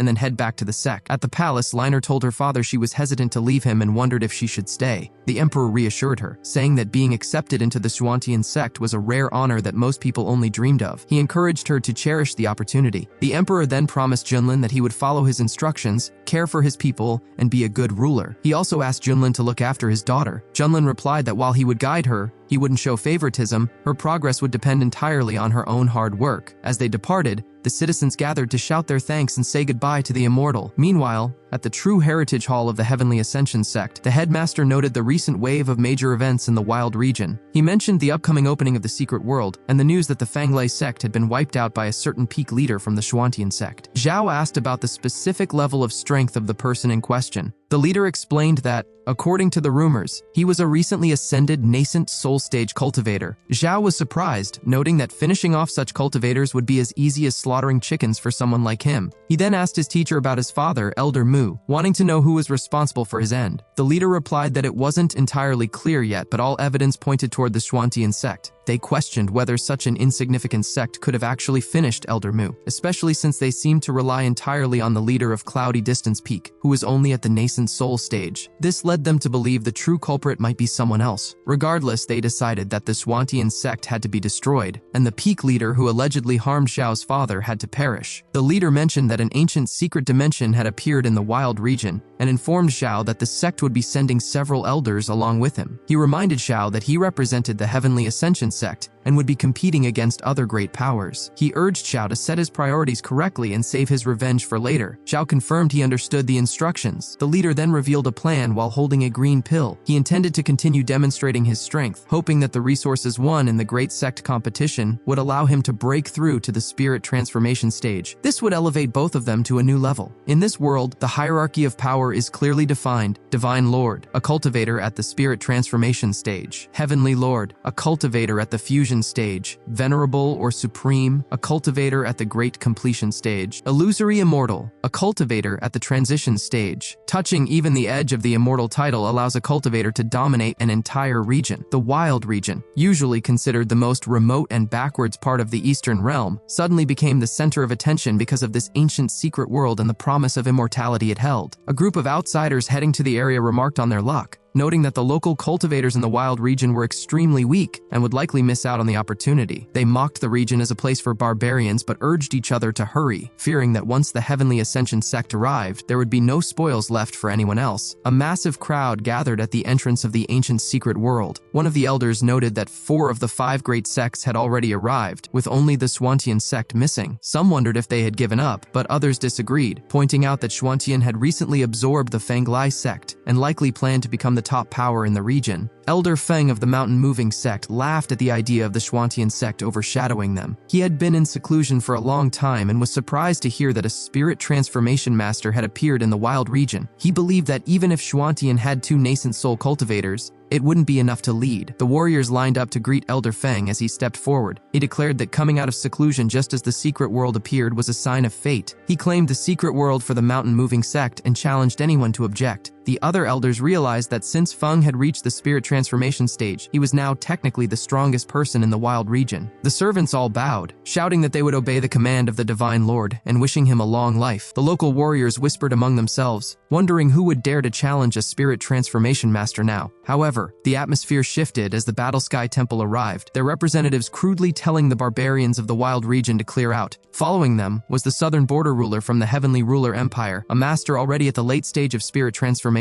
He asked mockingly if there really was such a master in this remote area. Chief Feng of the Mountain Moving sect felt the pressure. He had struggled for 10 years to reach the spirit transformation stage, becoming a legend in the Wild region, only to realize that out in the wider Eastern realm, he was hardly considered significant. Trying to be humble, Chief Feng introduced himself as an elder of his sect and suggested they could call him Xiao Feng to show respect. But the opposing warrior laughed, asking if he wasn't ashamed to act so young and submissive. He told Feng to stay quiet, as no one had given him permission to speak. The other elders joined in, calling the people of the Wild region trash and saying that even with his cultivation, he couldn't compare to them. Chief Feng stood his ground, telling the respected Taoists that while the conditions in the Wild region were harsh, the people were not inferior. He knew his disciples were watching him with hope. If he retreated now, the Wild region would never have a future. Getting angry, he declared that even if they were poor, they were ready to fight, and he challenged anyone to step forward who disagreed. The outsiders were offended by the old man's boldness, calling him an impudent fool looking for an early end. They initially wanted to swarm him, but their leader stopped them, saying they would be laughed at for ganging up on a lone old man from a backwater region. He decided to suppress Feng with a single hand to show him his weakness, and launched a powerful palm attack. Chief Feng didn't flinch. He countered with a shout, meeting the attack head-on. The explosion was so powerful that the enemy was stunned to see Feng successfully block it. Realizing he had underestimated the old man, the opponent grew furious. He drew his weapon, calling Feng an ungrateful old dog and vowing to finish him. Under the weight of the armed attack, Chief Feng was severely injured. He coughed up blood but reminded his opponent that he had promised to fight alone. By breaking that word, the enemy was disgracing the entire Eastern Realm. Feng declared that dying for honor was a worthy death and that the cultivators of the wild region would not be humiliated. The Eastern leader was about to grant Feng's wish for death when a powerful seal suddenly detonated nearby. A voice remarked on how busy the place had become. The crowd realized that the abbot of the Heavenly Temple from the Buddhist province, the master of the Golden Buddha, had arrived. Behind him were other legends, young Master Tian and the heir of the Ice Ocean's top cultivator clan. The local leaders felt a terrifying pressure radiating from the newcomers. Both of the young masters had already reached the fusion stage, making it clear that the wild region stood no chance of winning control over the secret world. Finally, the Heavenly Ascension sect from the Jade Gorge province made their entrance. With their arrival, every major power in the Eastern Realm was now gathered at the gates. The crowd erupted into shouts of excitement as Chen Xiao, the holy son of the Heavenly Ascension sect, made his entrance. Everyone had heard of him. He possessed a solar immortal body and was considered invincible among his peers. Many believed he was destined to be the brightest star of the Eastern region, a legend in the making for the next 100,000 years. One of the chiefs asked if Chen Xiao wasn't originally the crown prince of the Fanglai sect from the wild region. It was well known that he viewed his home region with disgust, seeing it only as a place where he had once suffered humiliation before rising in the Heavenly Ascension sect. An elder from his sect stepped forward, declaring that the Holy Sun was not a figure to be discussed by lowly ants and threatening to finish anyone who spoke out of turn. At that moment, the leaders of the Zhuantian sect arrived. The sect leader noted that he had expected Chen Xiao, the son of the late Elder Mu, to appear once the secret world opened. He felt relieved they hadn't rushed blindly into the chaos. Another elder suggested that while the great powers fought over resources, the Zhuantian sect should perhaps lie low or leave the region entirely to stay safe. Su disagreed, stating that everything depended on junior brother Junlin, though she worriedly asked where he was. Just then, Junlin appeared on the scene. Chief Feng of the mountain-moving sect warned him not to be reckless, but Junlin calmly remarked that these upstarts had gone wild and that without his intervention, the wild region would be doomed. Chen Xiao demanded to know who was approaching. Junlin didn't mince words, introducing himself simply as the person who had finished Chen Xiao's father. The crowd was stunned. They knew him as the peak lord of the Zhuantian sect, but believed he was only at the nascent soul stage. Chen Xiao was consumed by a blinding rage, demanding to know if Junlin was truly the one who ended the patriarch of the Fanglai sect. Junlin teased him, asking if he was referring to that idiot who always bragged about his son's potential. He confirmed that he was indeed the one who dealt with him. Chen Xiao was so furious he could barely speak, but a servant intervened, asking the Holy Sun for permission to capture this madman. The warrior charged at Junlin, calling him a brat who showed no respect. However, Hong stepped forward to protect his mentor. The warrior was momentarily distracted by Hong's appearance, calling him a beauty. Insulted once again, Hong wasted no time, unleashing a flaming virtual ripple that incinerated the warrior instantly. The onlookers were horrified. A spirit transformation master had been defeated just like that.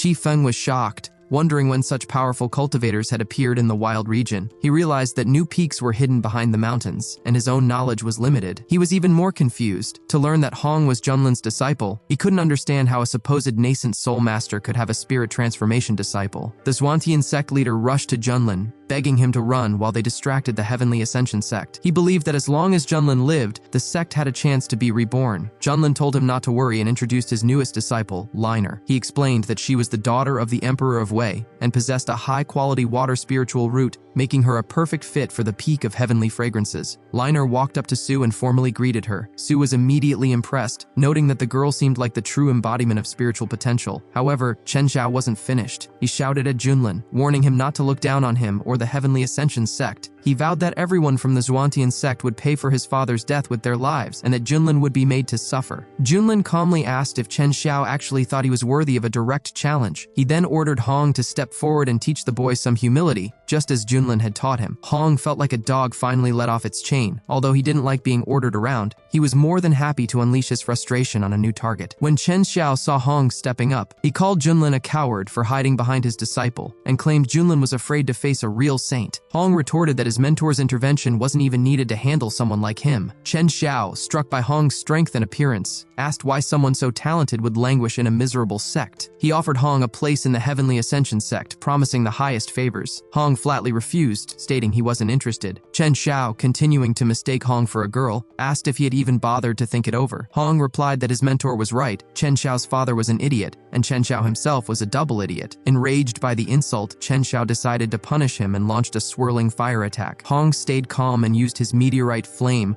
repelling the attack with total ease. Chen Xiao was stunned that his technique was destroyed so easily. Hong mockingly asked if that was all he had. Chen Xiao warned him not to get too happy, declaring it was only the beginning. He channeled his full power and unleashed the fist of the solar deity. The sect leaders watching were impressed, noting that the Holy Sun was truly gifted. They observed that his high-ranking heavenly technique, combined with his solar immortal body, possessed enough power to destroy a spirit transformation master and could even threaten someone at the fusion stage. After the massive strike, Chen Xiao was convinced he had won. However, as the smoke cleared, he was horrified to see Hong standing there completely unharmed. He shouted in disbelief, unable to accept that someone could withstand his best move when he felt he was born for immortality and invincibility. He tried to continue the assault, but Hong told him he was just a frog in a well. Hong decided to take all the frustration he had built up from being teased by Junlin and unleash it on Chen Xiao to show him what true humiliation felt like. Hong's counterattacks were far superior, and he began to dismantle Chen Xiao's offense effortlessly. Chen Xiao panicked, wondering why his attacks felt like they were hitting cotton wool and having no effect. He admitted he had never seen such martial prowess even within his own elite sect, and wondered how a pathetic group like Xuantian could produce such a disciple. Hong simply called him a weakling. The elders of the Heavenly Ascension sect shouted for their holy son not to lose heart, reminding him he was a chosen hero born for immortality. Reinvigorated, Chen Xiao released his energy again, activating his solar immortal body. He unleashed the initial divine eclipse technique directly at Hong. Hong wasn't intimidated, calling the move child's play. He promised to show Chen Xiao the true meaning of being invincible among equals and unleashed a 7-colored flame attack. Qi Feng was shocked by the display of power, questioning if someone at the spirit transformation stage could really possess such strength. The elders wondered if this power could actually defeat a fusion stage master. When the dust settled, the crowd was speechless as they saw Chen Xiao fall to the ground. They couldn't believe the holy son of the Heavenly Ascension sect had actually lost. Hong looked down at him and asked how a mere spark dared to compete with the radiance of the full moon. The Xuantian sect leader turned to Junlin, admitting that his disciple was almost too strong to believe. Zhao warned the group that despite defeating Chen Xiao, the Heavenly Ascension sect still had many powerful elders, and it would be wise to leave immediately. Junlin joined the conversation, telling everyone not to worry. He turned to Hong and promised him an extra dinner that night as a reward. Hong expressed his gratitude to his teacher, while Chen Xiao sat in shock, struggling to process his loss. A fire elder from the Heavenly Ascension sect approached Chen Xiao. The young saint admitted he had failed and brought shame to the sect. The elder was genuinely surprised that their holy son had been defeated by a disciple from the wild region, noting that such a loss could shake the sect's reputation. However, he urged Chen Xiao not to dwell on it, reminding him that he was born to become immortal. He declared that to restore their greatness and strengthen Chen Xiao's resolve, they had to destroy the barbarians of the wild region. The elder called for retribution against those who insulted their holy son, asking who would step forward to eliminate the opposition. In an impressive display of the sect's depth, 9 fusion stage masters stepped out. Onlookers noted that while Hong had defeated the Holy Sun, he was only at the spirit transformation stage and would be helpless against fusion masters. Even a monk nearby remarked on what a tragic waste of talent this would be. Hong asked his mentor if he should take the fight, but Junlin told him to step aside, saying he would handle it himself. As Junlin prepared for battle, the crowd realized he had already reached the fusion stage. Heavenly Sovereign Qi Feng, who had previously considered himself the strongest in the region, felt humbled and slightly ridiculous for his earlier boasting. One of the opposing warriors mocked Junlin, asking if he really thought his fusion stage power was enough to insult their holy son. He launched a flurry of attacks, but Junlin didn't even flinch. He walked right through the barrage and appeared directly in front of his enemy. With a single kick to the chest, Junlin sent the warrior flying. Junlin was secretly impressed with himself, noting that after binding with the Supreme Bone, his physical strength had become terrifying enough to crush anyone at the same level with raw power alone. The Fire Elder ordered all his men to swarm Junlin at once. Despite being surrounded, Junlin remained calm and activated the seal of the ruler of people. The warriors were unable to even touch him and were all knocked back with injuries. Desperate, they called for everyone to use their artifacts, including the immortal sword of Jade Serenity, to launch a massive combined strike. Junlin simply stood his ground and waited for the attack. The observing monk predicted this cruel joint attack would lead to Junlin's inevitable death, though a nearby warrior noted the monk's hypocrisy for being so bloodthirsty behind a facade of mercy. Back in the Xuantian camp, the leaders panicked, feeling Junlin was in grave danger. Su and Hong, however, remained calm. Hong had seen Junlin's true power in the Wei state and knew he was still hiding his full potential. Junlin laughed and challenged them to try their best. He activated one of the divine abilities of his Supreme Bone,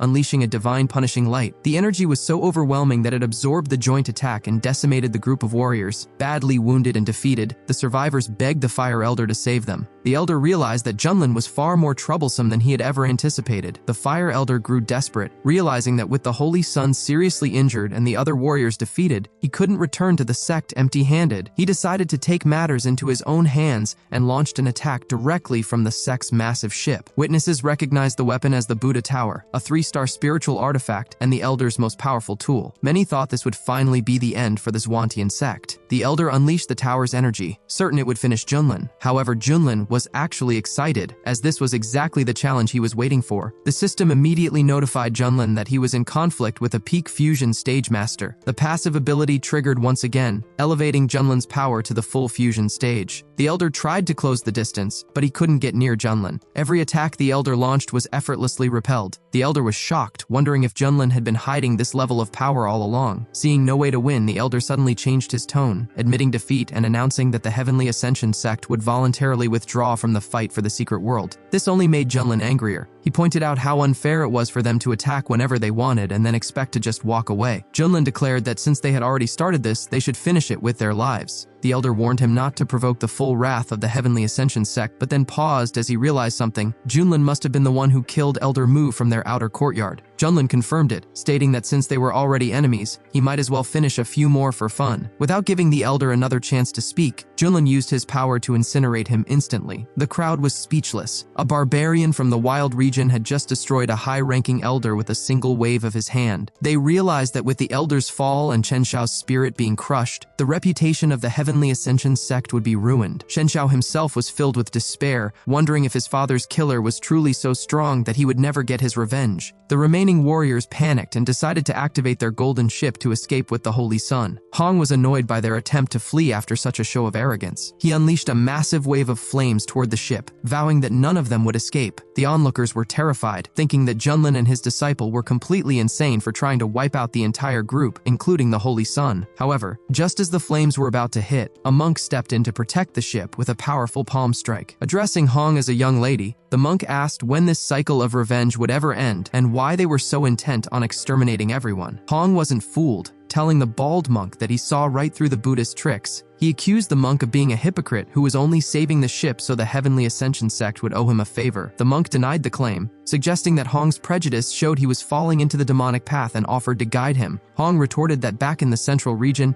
he despised people like this monk the most, those who act for their own benefit while hiding behind a mask of virtue. He declared that even if he chose the demonic path, he didn't need the monk's instructions. The monk decided that since Hong was stubborn, he would set him on the true path by force. Hong felt an incredible pressure radiating from the old monk, who was clearly at the peak fusion stage. Just as the tension peaked, Junlin stepped in front of the monk. He asked if the monk was really trying to bully his disciple while he was distracted. The monk tried to play it off, saying he only wanted to give the student some guidance. Junlin mocked the idea of the monk being worthy of instructing his disciple. Hong felt the same way, thinking it was ridiculous for a mere fusion stage monk to try to lecture a reincarnated true immortal. Hong thanked his mentor for the help, though he was frustrated that the old bald monk had allowed the ship to escape. The monk replied that he simply felt things had gone too far and decided to intervene to maintain peace. He added that if Junlin felt differently, he had nothing more to say. Junlin asked if the monk really thought he could just show off and then walk away, telling him to stop acting and face the situation. The monk asked what Junlin meant by that. He reminded Junlin that the floating temple was one of the most powerful Buddhist orders in the eastern region. He noted that Junlin had already made an enemy of the Heavenly Ascension sect and questioned if he really had the courage to oppose the Buddhists as well. Junlin told the monk that he was being quite clever. He pointed out that the monk had done nothing but manage to create a massive debt of gratitude for himself, leaving all the dirty work for Junlin to clean up later. Since the monk claimed to be so enlightened, Junlin mockingly asked why he couldn't predict the date of his own end. The monk stated that Junlin's words were becoming disrespectful. Junlin didn't wait and launched a fire attack, asking what the monk planned to do about it. The monk tried to defend himself with a golden bell technique, but his defense was too weak and he was injured by the strike. Struggling to stay on his feet as he landed, the monk told his mentor that the immortal was mocking them. He asked if Junlin truly believed the floating temple was a weak target. The mentor replied that since Junlin was being so persistent, he shouldn't be blamed for showing no mercy. He then summoned the massive image of the Dharma Buddha. Junlin watched the spectacle without moving. Onlookers noted that the mentor was using a high-level Buddhist manifestation technique and held a 3-star spiritual artifact in his hands. They whispered that Junlin had lost his mind. After offending the Heavenly Ascension sect, he was now making enemies of the Buddhist orders. They wondered if he was simply tired of living. The mentor told Junlin that he had been given a chance but was far too stubborn, so now he would be calmed down by force. He raised his weapon and unleashed a powerful resolution attack. Junlin stood perfectly still, remarking that he found the situation interesting. He then summoned the Heaven Burial Coffin and stopped the entire attack with a single hand. The monk was stunned, unable to comprehend how Junlin had accomplished such a feat. Meanwhile, Junlin noticed that as his level increased, the coffin had evolved from a 4-star artifact into a 6-star artifact. He told the monk that if that divine ability was all he had, then it was time for them to go inside. The junior monks were terrified, screaming for their teacher to save them. The mentor was shocked, labeling Junlin a cursed evil person hiding within a sect. He shouted to his allies that Junlin was a heretic who needed to be destroyed immediately. The crowd watched in awe, wondering if anyone else would dare to risk a fight. Hong realized that he had been right. His mentor was still hiding even greater layers of power. The monk warned Junlin one last time, asking if he really wanted to be at odds with the strongest Buddhist sect in the region. Junlin replied that nothing irritated him more than hypocrites like them. He stated that he had no limit on who he would fight. His principle was simply to eliminate those who were fake. With a wave of his hand, he told the monk to stop talking and get into the coffin. After locking the monk inside, Junlin lifted the heavy artifact with one hand and asked the crowd who else wanted to attack. The Xuantian sect leader cheered, shouting that his brother had done an incredible job. Xiao was so stunned he asked if he was dreaming, even suggesting that someone hit him to wake him up. Su immediately obliged and punched him right in the face. When a bewildered Xiao asked why she did that, Su asked if it hurt. He confirmed that it definitely did, to which she replied that this proved it wasn't a dream. Even the elders were in disbelief, marveling at the fact that the wild region had actually won and that one man had managed to suppress everyone on his own. A massive cheer erupted as the crowd welcomed their new heavenly ruler. Meanwhile, the defeated enemies from outside the region were left reeling. They couldn't believe they had been bested in a place they considered backward. They realized they had completely underestimated Junlin. Not only had he shaken the mighty Heavenly Ascension sect to its core, but he had also defeated the high priest of the Buddhist temple. However, they whispered that he had made mortal enemies today and that retribution would be merciless. Some of the rival clans, like the Zhu, plotted in secret, hoping the chaos would eventually play into their hands. Suddenly, a brilliant beam of light descended from the sky. The warriors shouted in excitement. The secret world had finally opened. Junlin was pleased, knowing his main task was now within reach. However, he first needed to clear the area of hostile outsiders. He announced that everyone belonging to the wild region had the right to enter and explore, but everyone else had to leave immediately. The outsider clans were deeply dissatisfied. A young master from the Shui clan complained that they hadn't even been in conflict with the Xuantian sect, yet their path was blocked. He lamented that his elders weren't there to stop such lawlessness. However, a wiser warrior advised him that fighting a battle with a predetermined outcome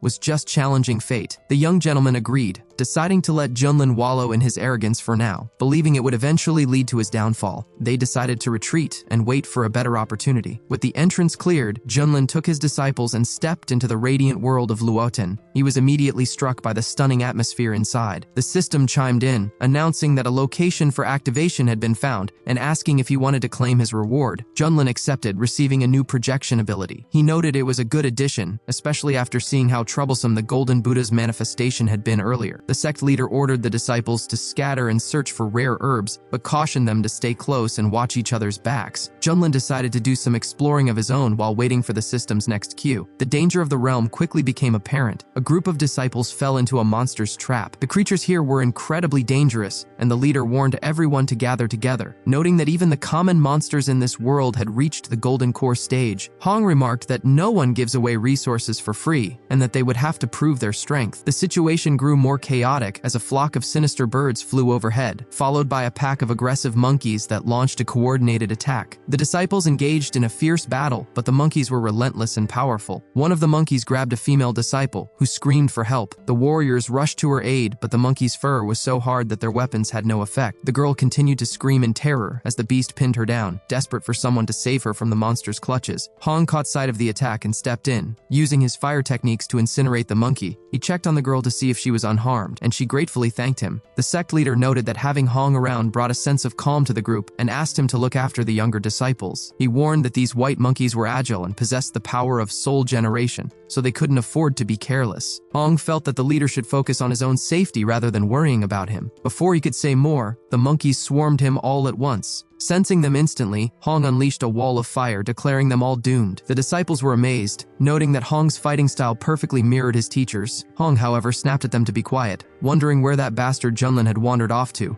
assuming he was probably off relaxing somewhere again. Meanwhile, deep in the forest, Junlin asked the system if it was certain the energy anomaly was in this direction. The system confirmed it was, and teased that the upcoming task offered a reward far better than any standard activation. At the center of the secret realm, the leaders of the local tribes gathered around the Great World Tree. An elder announced that the fruit of peace had finally ripened, but its maturation had also revealed their world to the human invaders. The chief of the Stone Clan, a peak fusion stage master, insisted they deal with the invaders immediately. However, the giant clan leader argued that dividing the fruit was more important. He believed that once they consumed it and acquired the body of peace, they could crush the humans like ants. The winged clan leader interrupted, pointing out that a small white mouse had already managed to steal and eat the fruit. The dragon clan leader explained that the fruit had ripened so suddenly they hadn't had time to react. The fish clan head added that since the mouse had consumed it, the tree now recognized her as its own. If they attacked her while she was digesting, the tree would retaliate against them. The tree clan leader suggested they wait for her to finish digesting, then capture her and use secret methods to extract the essence. The giant clan leader fumed, vowing to make the lowly rat pay for her greed. Suddenly, the glow surrounding the mouse began to fade, signaling that she was almost done. A pair of tiny paws emerged from the fruit, and a little mouse popped out, yawning and saying she had slept soundly. Seeing the angry tribal leaders staring at her, the mouse tried to play it cool, greeting them and asking why they were looking for her. Sensing the murderous intent, she began to back away slowly, telling them not to stop her. The giant clan leader remarked on how fast she had become, clearly an effect of the fruit. The tree clan leader didn't wait any longer and sent his roots chasing after her. The mouse scurried away, shouting that she was intelligent and willing to negotiate. In her panic, the mouse spotted a shimmering spatial portal and jumped through it. She emerged on the other side feeling dizzy and disoriented, unsure of where she was. The winged clan leader was surprised that the mouse had gained the power of spatial movement from the fruit. He warned that if she escaped and learned to cultivate, it would be a disaster for them all. Determined to finish her, the winged clan leader launched a barrage of sharp feathers. The mouse was hit and cried out in pain. Falling to the ground, she whimpered that she didn't want to be eaten and just wanted to survive. However, the Stone Clan leader appeared behind her, declaring that her end was inevitable, and unleashed a powerful airstrike. The mouse was so small and weak that the force of the air sent her tumbling toward the abyss. Unable to resist, the head of the winged clan approached, mocking the dead rat for daring to claim the fruit of peace. He questioned if she even understood its value or who she thought she was to have a right to it. The head of the giant clan stood over her as well, taunting her to run, but noted she was paralyzed with fear. The mouse spoke up, arguing that no one's name was written on the fruit, so she didn't see why she couldn't eat it. She told them they were blaming her for nothing, and that she felt ashamed for them. This infuriated the head of the tree clan. He explained that the Great World Tree, which supports the entire secret world, only produces fruit once every few eras. Anyone who eats it gains the Great Luo body, the most prestigious physical form in the immortal rankings. Their tribes had waited for hundreds of generations for this moment, and she had stolen it from them. He asked her plainly if she didn't think she deserved to die so the fruit's essence could be returned to its rightful owners. The mouse realized the gravity of what she'd done and, fearing for her life, cried out for someone to save her. Just as the tree clan leader moved to crush her, an attack struck him from behind. Startled, he sensed a powerful aura and demanded to know who was there. Junlin appeared, asking the system if this little white mouse was truly the source of the energy wave. The system confirmed that by eating the fruit, the mouse had already formed the Great Luo body, giving her legendary potential. The mouse scurried over to Junlin, calling him a hero and complaining that these evil people wanted to eat her. Junlin mused that this scenario felt familiar. It seemed like every time he took on a disciple, he had to save them first. He wondered if he was becoming like a classic protagonist. He decided that since Hong was so stubborn and difficult, maybe this plump, obedient mouse would make a better student. The giant clan leader shouted that an invader had arrived and attacked. Angry that Junlin was ignoring them, Junlin didn't move. He stopped the giant's massive hammer with a single hand. He calmly stated that the mouse now belonged to him and offered to spare the tribes if they left immediately. The Stone Clan leader attacked as well, noting that Junlin was at the peak fusion stage, just like them. He questioned how Junlin dared to act so superior when they were all at the same power level. The giant clan leader agreed, calling for everyone to crush the invader together. Unfazed, Junlin stepped forward and struck out with his bare hands. The blow was so powerful it sent the giant clan leader flying. The giant was in shock, unable to understand how a simple physical strike could carry such weight. The winged clan leader then unleashed a barrage of razor-sharp feathers, telling Junlin he was seeking death. Junlin raised his defense and told them that since they chose to resist, they shouldn't blame him for being blunt. He He unleashed the Great Wasteland Finger, sealing the heavens and raining down a fiery avalanche. The tribal heads were forced to take cover under a massive stone, shouting for everyone to stand together to repel the attack. Junlin watched them, finding their coordination interesting, but decided it was time to test his new login bonus, the Heavenly Emperor's projection. As a massive divine illusion appeared behind Junlin, the giant clan leader grew confused and made a strange comment, accusing Junlin of being a fake or using shortcuts like an AI to create his power. The tribal inhabitants were terrified by the overwhelming pressure of Junlin's massive illusion, feeling completely insignificant in its shadow. On the other side of the secret world, other cultivators saw the massive form in the sky. They realized it was a divine incarnation ability, far more powerful than anything they had ever seen, even surpassing the Buddhist monks they had encountered earlier. The elders wondered if it was truly the heavenly ruler from the wild region. They noted that even the strongest incarnations from the central lands would look pale in comparison and would have no choice but to bow in submission to such power. Hong observed the massive figure in the sky. Realizing his mentor was revealing yet another layer of hidden power, he wondered just how many more secrets Junlin was keeping.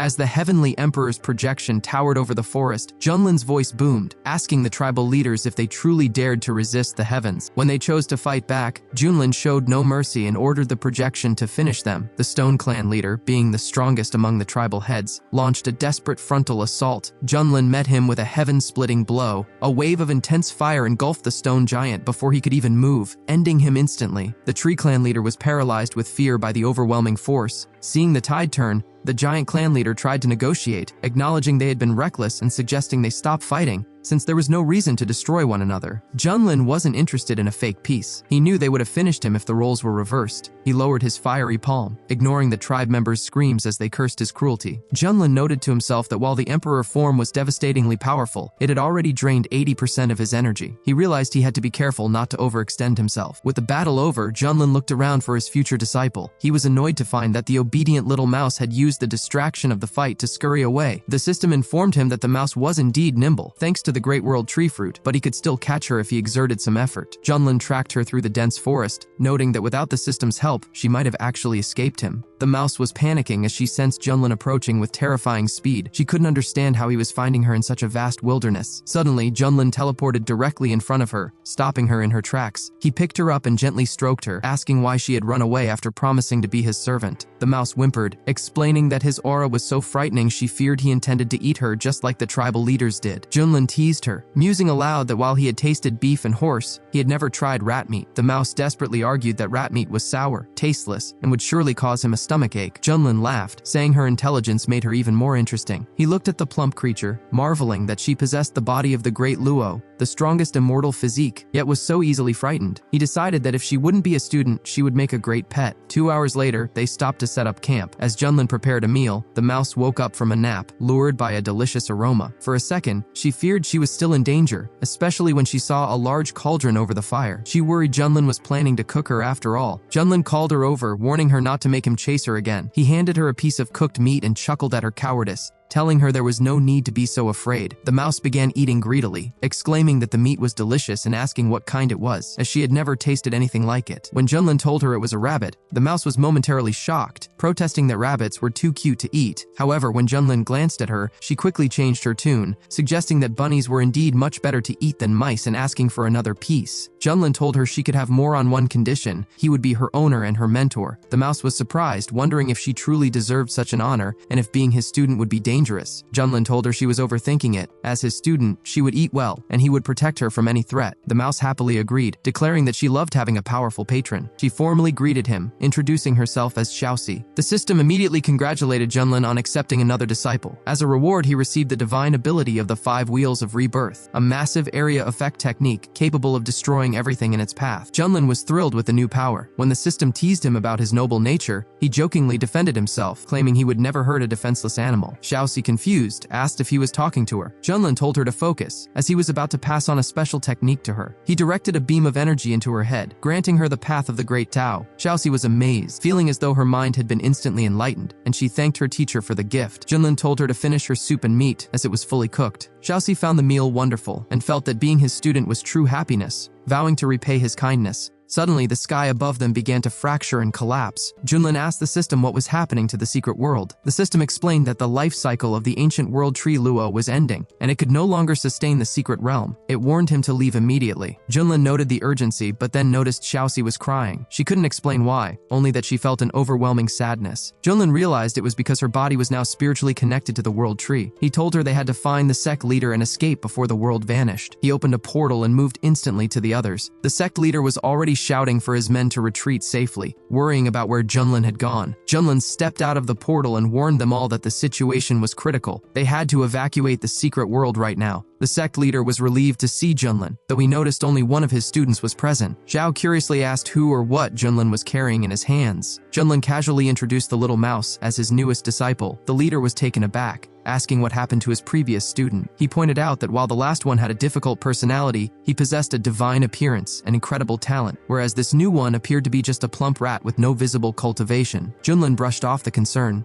assuring them that Hong had already exited the secret world and would be waiting for them outside. Once they emerged, the elders were glad to be back, noting that while the secret realm was dangerous, they had secured many rare resources thanks to Junlin. Hong approached his mentor, and Junlin introduced the two students, telling them they should live in peace and harmony from now on. Xiaoxi, the little mouse, looked back at the closing red portal and began to cry, realizing her home was disappearing forever. However, the situation grew dire, as various ancient creatures from the depths of the secret world also crossed over into the real world. A massive monster looked around, complaining that the spiritual energy in this new world was incredibly weak. A giant snake asked if the two-legged creatures were the humans mentioned in ancient records, mocking their weak cultivation. A rhinoceros monster suggested that since they were in a new environment, they should focus on adapting, taking over the land, and redistributing the territories among themselves. The winged clan leader added that they should enslave the humans first. The sect leader's face went pale. He explained that these were ancient relics, creatures from the deepest parts of the secret world whose power far surpassed anything they had faced before. He pointed out that there were hundreds of them at the spirit transformation stage and dozens at the fusion stage. He explained that these diverse races had survived for countless years in the secret realm, and if they united, they could rival the 5 strongest sects in the entire eastern region. Xiao asked if they could negotiate, but the leader said it was impossible. These creatures were essentially barbarians who had just lost their home. They would almost certainly try to take over the wild region for revenge. As the warriors began to panic, Elder Feng stepped forward and told them not to be afraid. He reminded them that they had Junlin on their side, and as long as he was with them, they could handle anything. The warriors' spirits lifted, believing that no enemy was a match for Junlin. Hong also looked at his mentor, wondering if he really could withstand an onslaught from such a massive army. Just then, the system appeared with a new quest. Junlin had to gain the trust of 10,000 of these secret world natives and convince them to join the Swantian sect. Junlin was incredulous, asking the system if it was joking. He complained that fighting them was one thing, but persuading them to join was a total headache. He realized the system was telling him that he couldn't just destroy them,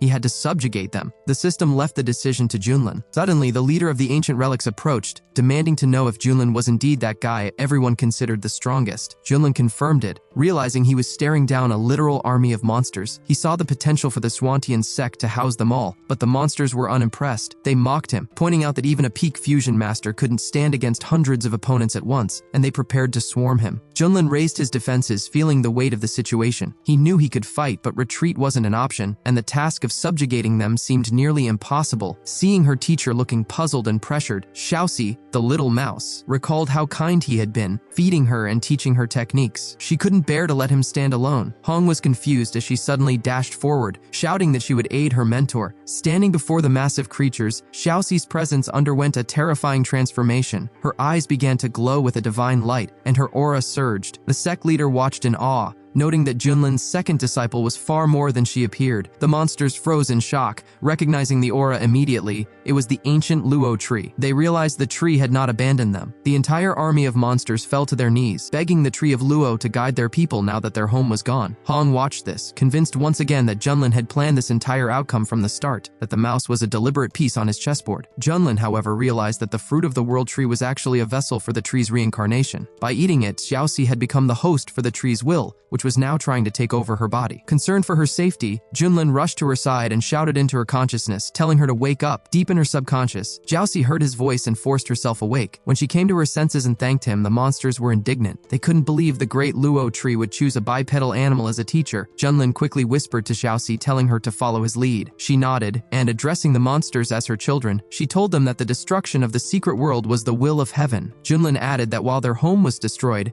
The Zhuantian sect was ready to be their new refuge. Xiaoxi thanked him, playing the part of the divine guide. When one monster questioned if they really had to submit to humans, Xiaoxi flashed her aura again, asking if they dared to doubt her. Terrified, the monster submitted, and she ordered them all to follow her and Junlin back to the sect. The system immediately congratulated Junlin for completing the quest, rewarding him with a sundial. Junlin was slightly disappointed, since he had the golden arm that granted him strength without training. A time-manipulating training tool was useless to him. However, he realized it would be perfect for Hong, who was obsessed with getting stronger. Hong caught Junlin looking at him with a strange expression, and wondered if his mentor was upset that he hadn't helped with the monsters. Meanwhile, the sect leader was in total shock, asking if he was dreaming. Zhao told the leader that with this massive influx of power, the Zhuantian sect would undoubtedly become one of the top 10 strongest sects in the entire eastern region. Elder Feng stood in stunned silence, muttering to himself, is this even possible? While he was relieved the wild region was saved, he felt a sting of irrelevance. It seemed his mountain-moving sect had been completely overshadowed by the rise of Zhuantian. Xiaoxi turned to Junlin, beaming with pride, and told him that she had succeeded. The monsters had actually listened to her. Junlin praised her, though he remained curious about the residual will of the great luo tree. Xiaoxi reassured him that she didn't feel anything strange anymore, since waking up, the presence had vanished. Satisfied, Junlin announced it was time to take their new recruits and return to the Zhuantian sect.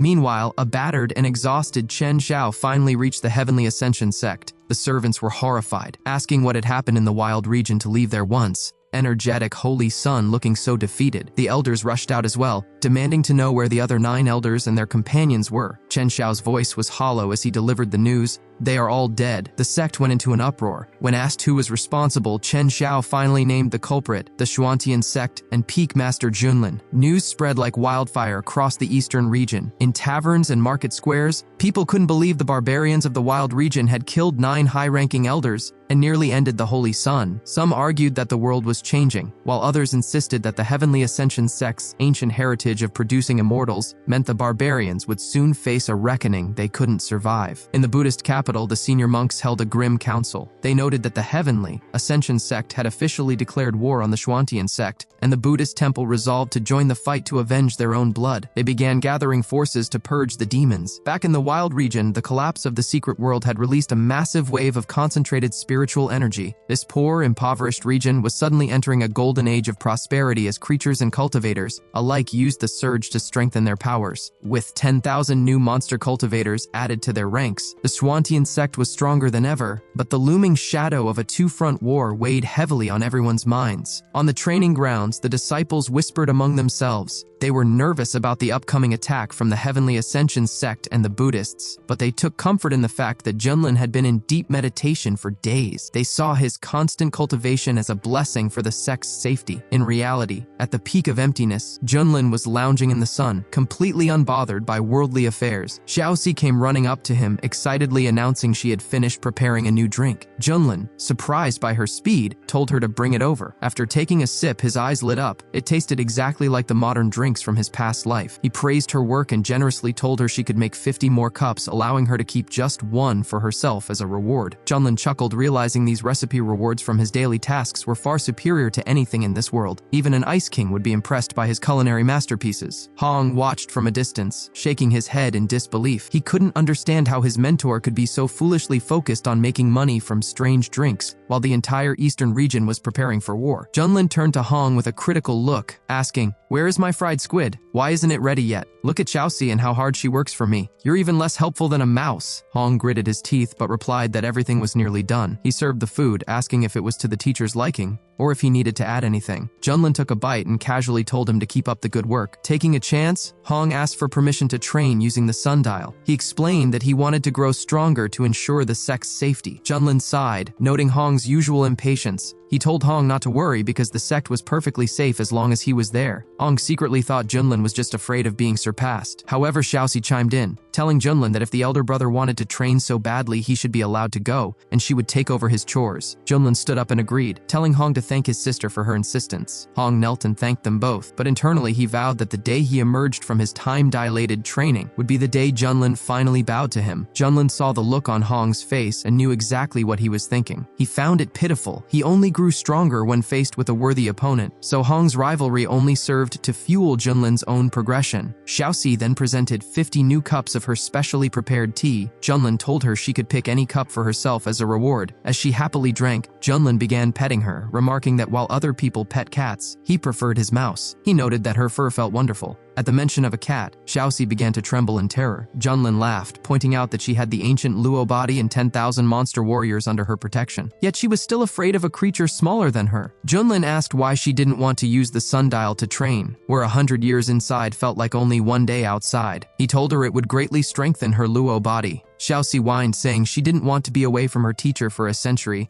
and besides, training was boring compared to eating tasty food with him. Junlin laughed, realizing they were kindred spirits. He then remembered that demons who reach the spirit transformation stage can take human form. He asked why he had never seen her transform. Xiaoxi admitted she had simply forgotten how, but at Junlin's suggestion, she tried it right then and there. Suddenly, she transformed into a mouse girl. Junlin's eyes widened in shock. He quickly closed his eyes and turned away, shouting, "What the hell? This is too scary! Are you making fun of me?" Xiaoxi felt offended, insisting she had tried her best but could only manage that specific appearance for now. Junlin told her to change back immediately. However, after a few moments, Xiaoxi admitted she had forgotten how to turn back into a mouse. Junlin groaned, asking if she was a mouse or a pig. Xiaoxi begged him not to be angry and promised she would figure it out soon. She asked if he wanted to keep petting her in this form, but Junlin flatly refused, saying he just wanted some peace and quiet. Xiaoxi ran to a pool of water to look at her reflection, thinking to herself that she actually looked quite cute. Meanwhile, at the border between the wild region and the spiritual region, a massive fleet of ships from the Heavenly Ascension sect was approaching. One of the passengers remarked that the wrath of the #1 sect in the eastern region was something no one could survive. They were certain the Xuantian sect was doomed, and that Junlin was likely silent with fear. Suddenly, a panicked servant rushed to the young master on the lead ship, reporting that the battle had already begun, and there was fighting occurring outside. The young gentleman was furious at the vague report, threatening to break the servant's neck and throw him into a cesspool unless he explained exactly who was fighting whom. The servant stammered the news. The Heavenly Ascension sect had launched a full-scale invasion of the wild region. The young master emerged from his quarters, a cruel smile on his face. He was overjoyed that the savages who dared to oppose him would finally face their numbered days. He anticipated a massacre that would put the wild region in its place. At the mountain-moving sect, the atmosphere was thick with dread. A massive army was closing in. The elders pleaded with Chief Feng, begging him not to try and be a hero this time. They urged him to run if things grew dire, reminding him that he was the symbol of faith for all local cultivators, and his death would be an irreparable loss for the region. Back at the Xuantian sect, the alarm was raised. The disciples scrambled as the cry went out, "The enemy is at the gate!" In the training area, Zhao emerged from his long seclusion. Despite 500 years of objective time within the sundial, he felt he was still just short of achieving the fusion stage, realizing that isolation alone wasn't enough for a breakthrough. Su reminded him that without the pills and techniques provided by Junlin, he wouldn't have advanced a single step even in 1,000 years. Just then, the sect leader emerged, having successfully broken through to the fusion stage just before the battle. Suddenly, a terrifying shadow appeared within a pillar of fire. The leader gasped, sensing an aura that felt even more powerful than Junlin's. From the flames stepped Hong. Xiao, unaware of Hong's internal change, praised him as a worthy disciple of a great teacher, amazed by his monstrous growth. But Hong snapped, his eyes flashing with demonic arrogance. He didn't just speak, he attacked. When Su tried to intervene, reminding him they were of the same sect, Hong erupted into a chilling laughter. He declared himself the greatest master of the demonic path and a true immortal, mocking them as pathetic ants. He stated that if it weren't for Junlin,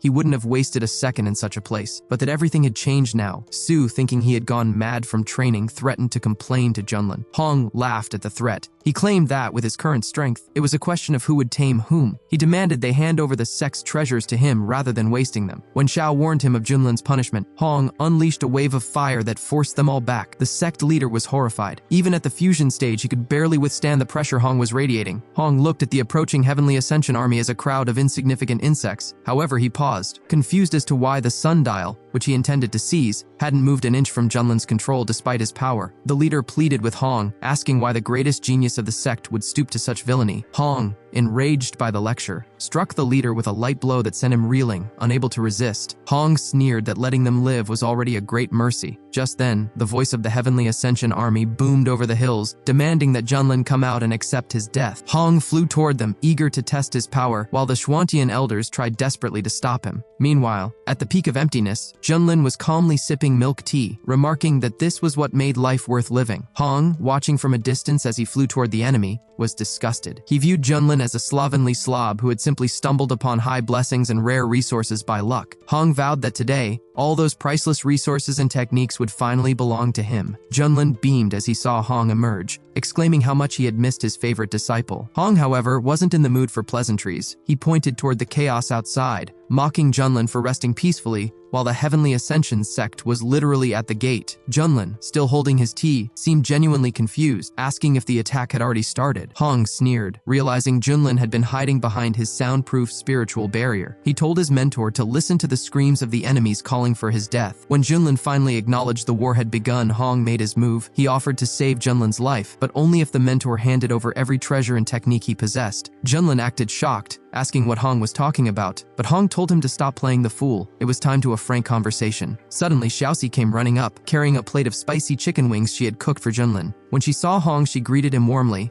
asking if he had finished his seclusion so quickly. Hong recoiled in fear at her appearance. In her mouse girl form, she looked terrifying to him. He wondered what kind of twisted tastes his mentor had to keep such a creature around, thinking the situation was beyond the bounds of common sense. The sect leader and Su arrived at the peak, shouting warnings to Junlin about Hong's betrayal. However, when they saw the girl with the mouse head, they froze in shock. Xiaoxi tried to reassure them, but the leader took a closer look and marveled at Junlin's exquisite and dreamlike taste in disciples. Junlin snapped at them to stop talking nonsense and asked why everyone was so tense. The leader explained that Hong had tried to seize the sundial and attacked his own sect members. Junlin turned to Hong, asking if it was true. Hong didn't deny it, telling Junlin that his death was inevitable anyway, and he clearly didn't understand the danger he was in. The leader cursed Hong as a traitor, but Hong countered that they had treated him like a servant for far too long. In a dramatic turn, Junlin covered his face and began to lament, claiming it was all his fault for disregarding his students' feelings. He put on a show of crocodile remorse, asking if Hong could ever forgive him so they could start over as teacher and student. Hong was disgusted, telling Junlin his acting was pathetic. Secretly, the system notified Junlin that he had successfully completed a temporary task, sincere admission of mistake with maximum emotion. For his performance, he received the Immortal Ruler's technique. Junlin was delighted. The remorse had been a total sham to earn the reward. Xiaoxi, seeing Junlin's depression, decided she needed to drink more milk tea to boost her spiritual power so she could eventually transform into a more appealing human form for her teacher. Meanwhile, Junlin decided to keep teasing Hong. He sat back and asked Xiaoxi to massage his shoulders, which she happily did. The sect leader was confused, wondering if Junlin had developed a split personality from the stress, but Su told him to be quiet. Junlin then turned to Hong and noted that after 200 years in sundial time of seclusion, Hong clearly felt all-powerful. Hong told him to shut up and decide, hand over the treasures and get help, or rot and die. Xiao, misinterpreting Hong's offer of help as a sign of lingering conscience, suggested they might still turn the tide if Junlin agreed, but Junlin just sipped his lemonade and asked Hong if he was really sure he was stronger than his mentor now. Hong boasted that he had surpassed Junlin in every way during his 200 years of training. Just as the Heavenly Ascension fleet reached the soaring peak, an attack was launched from the sky toward Hong. Enraged by the interference, Hong reflected the attack with a single wave of his hand. The reflected beam was so fast it obliterated the very ship that fired it. The surviving soldiers screamed in confusion, demanding to know who did it. Hong was furious that these annoying flies were interrupting his confrontation with Junlin. He decided to deal with the invaders first,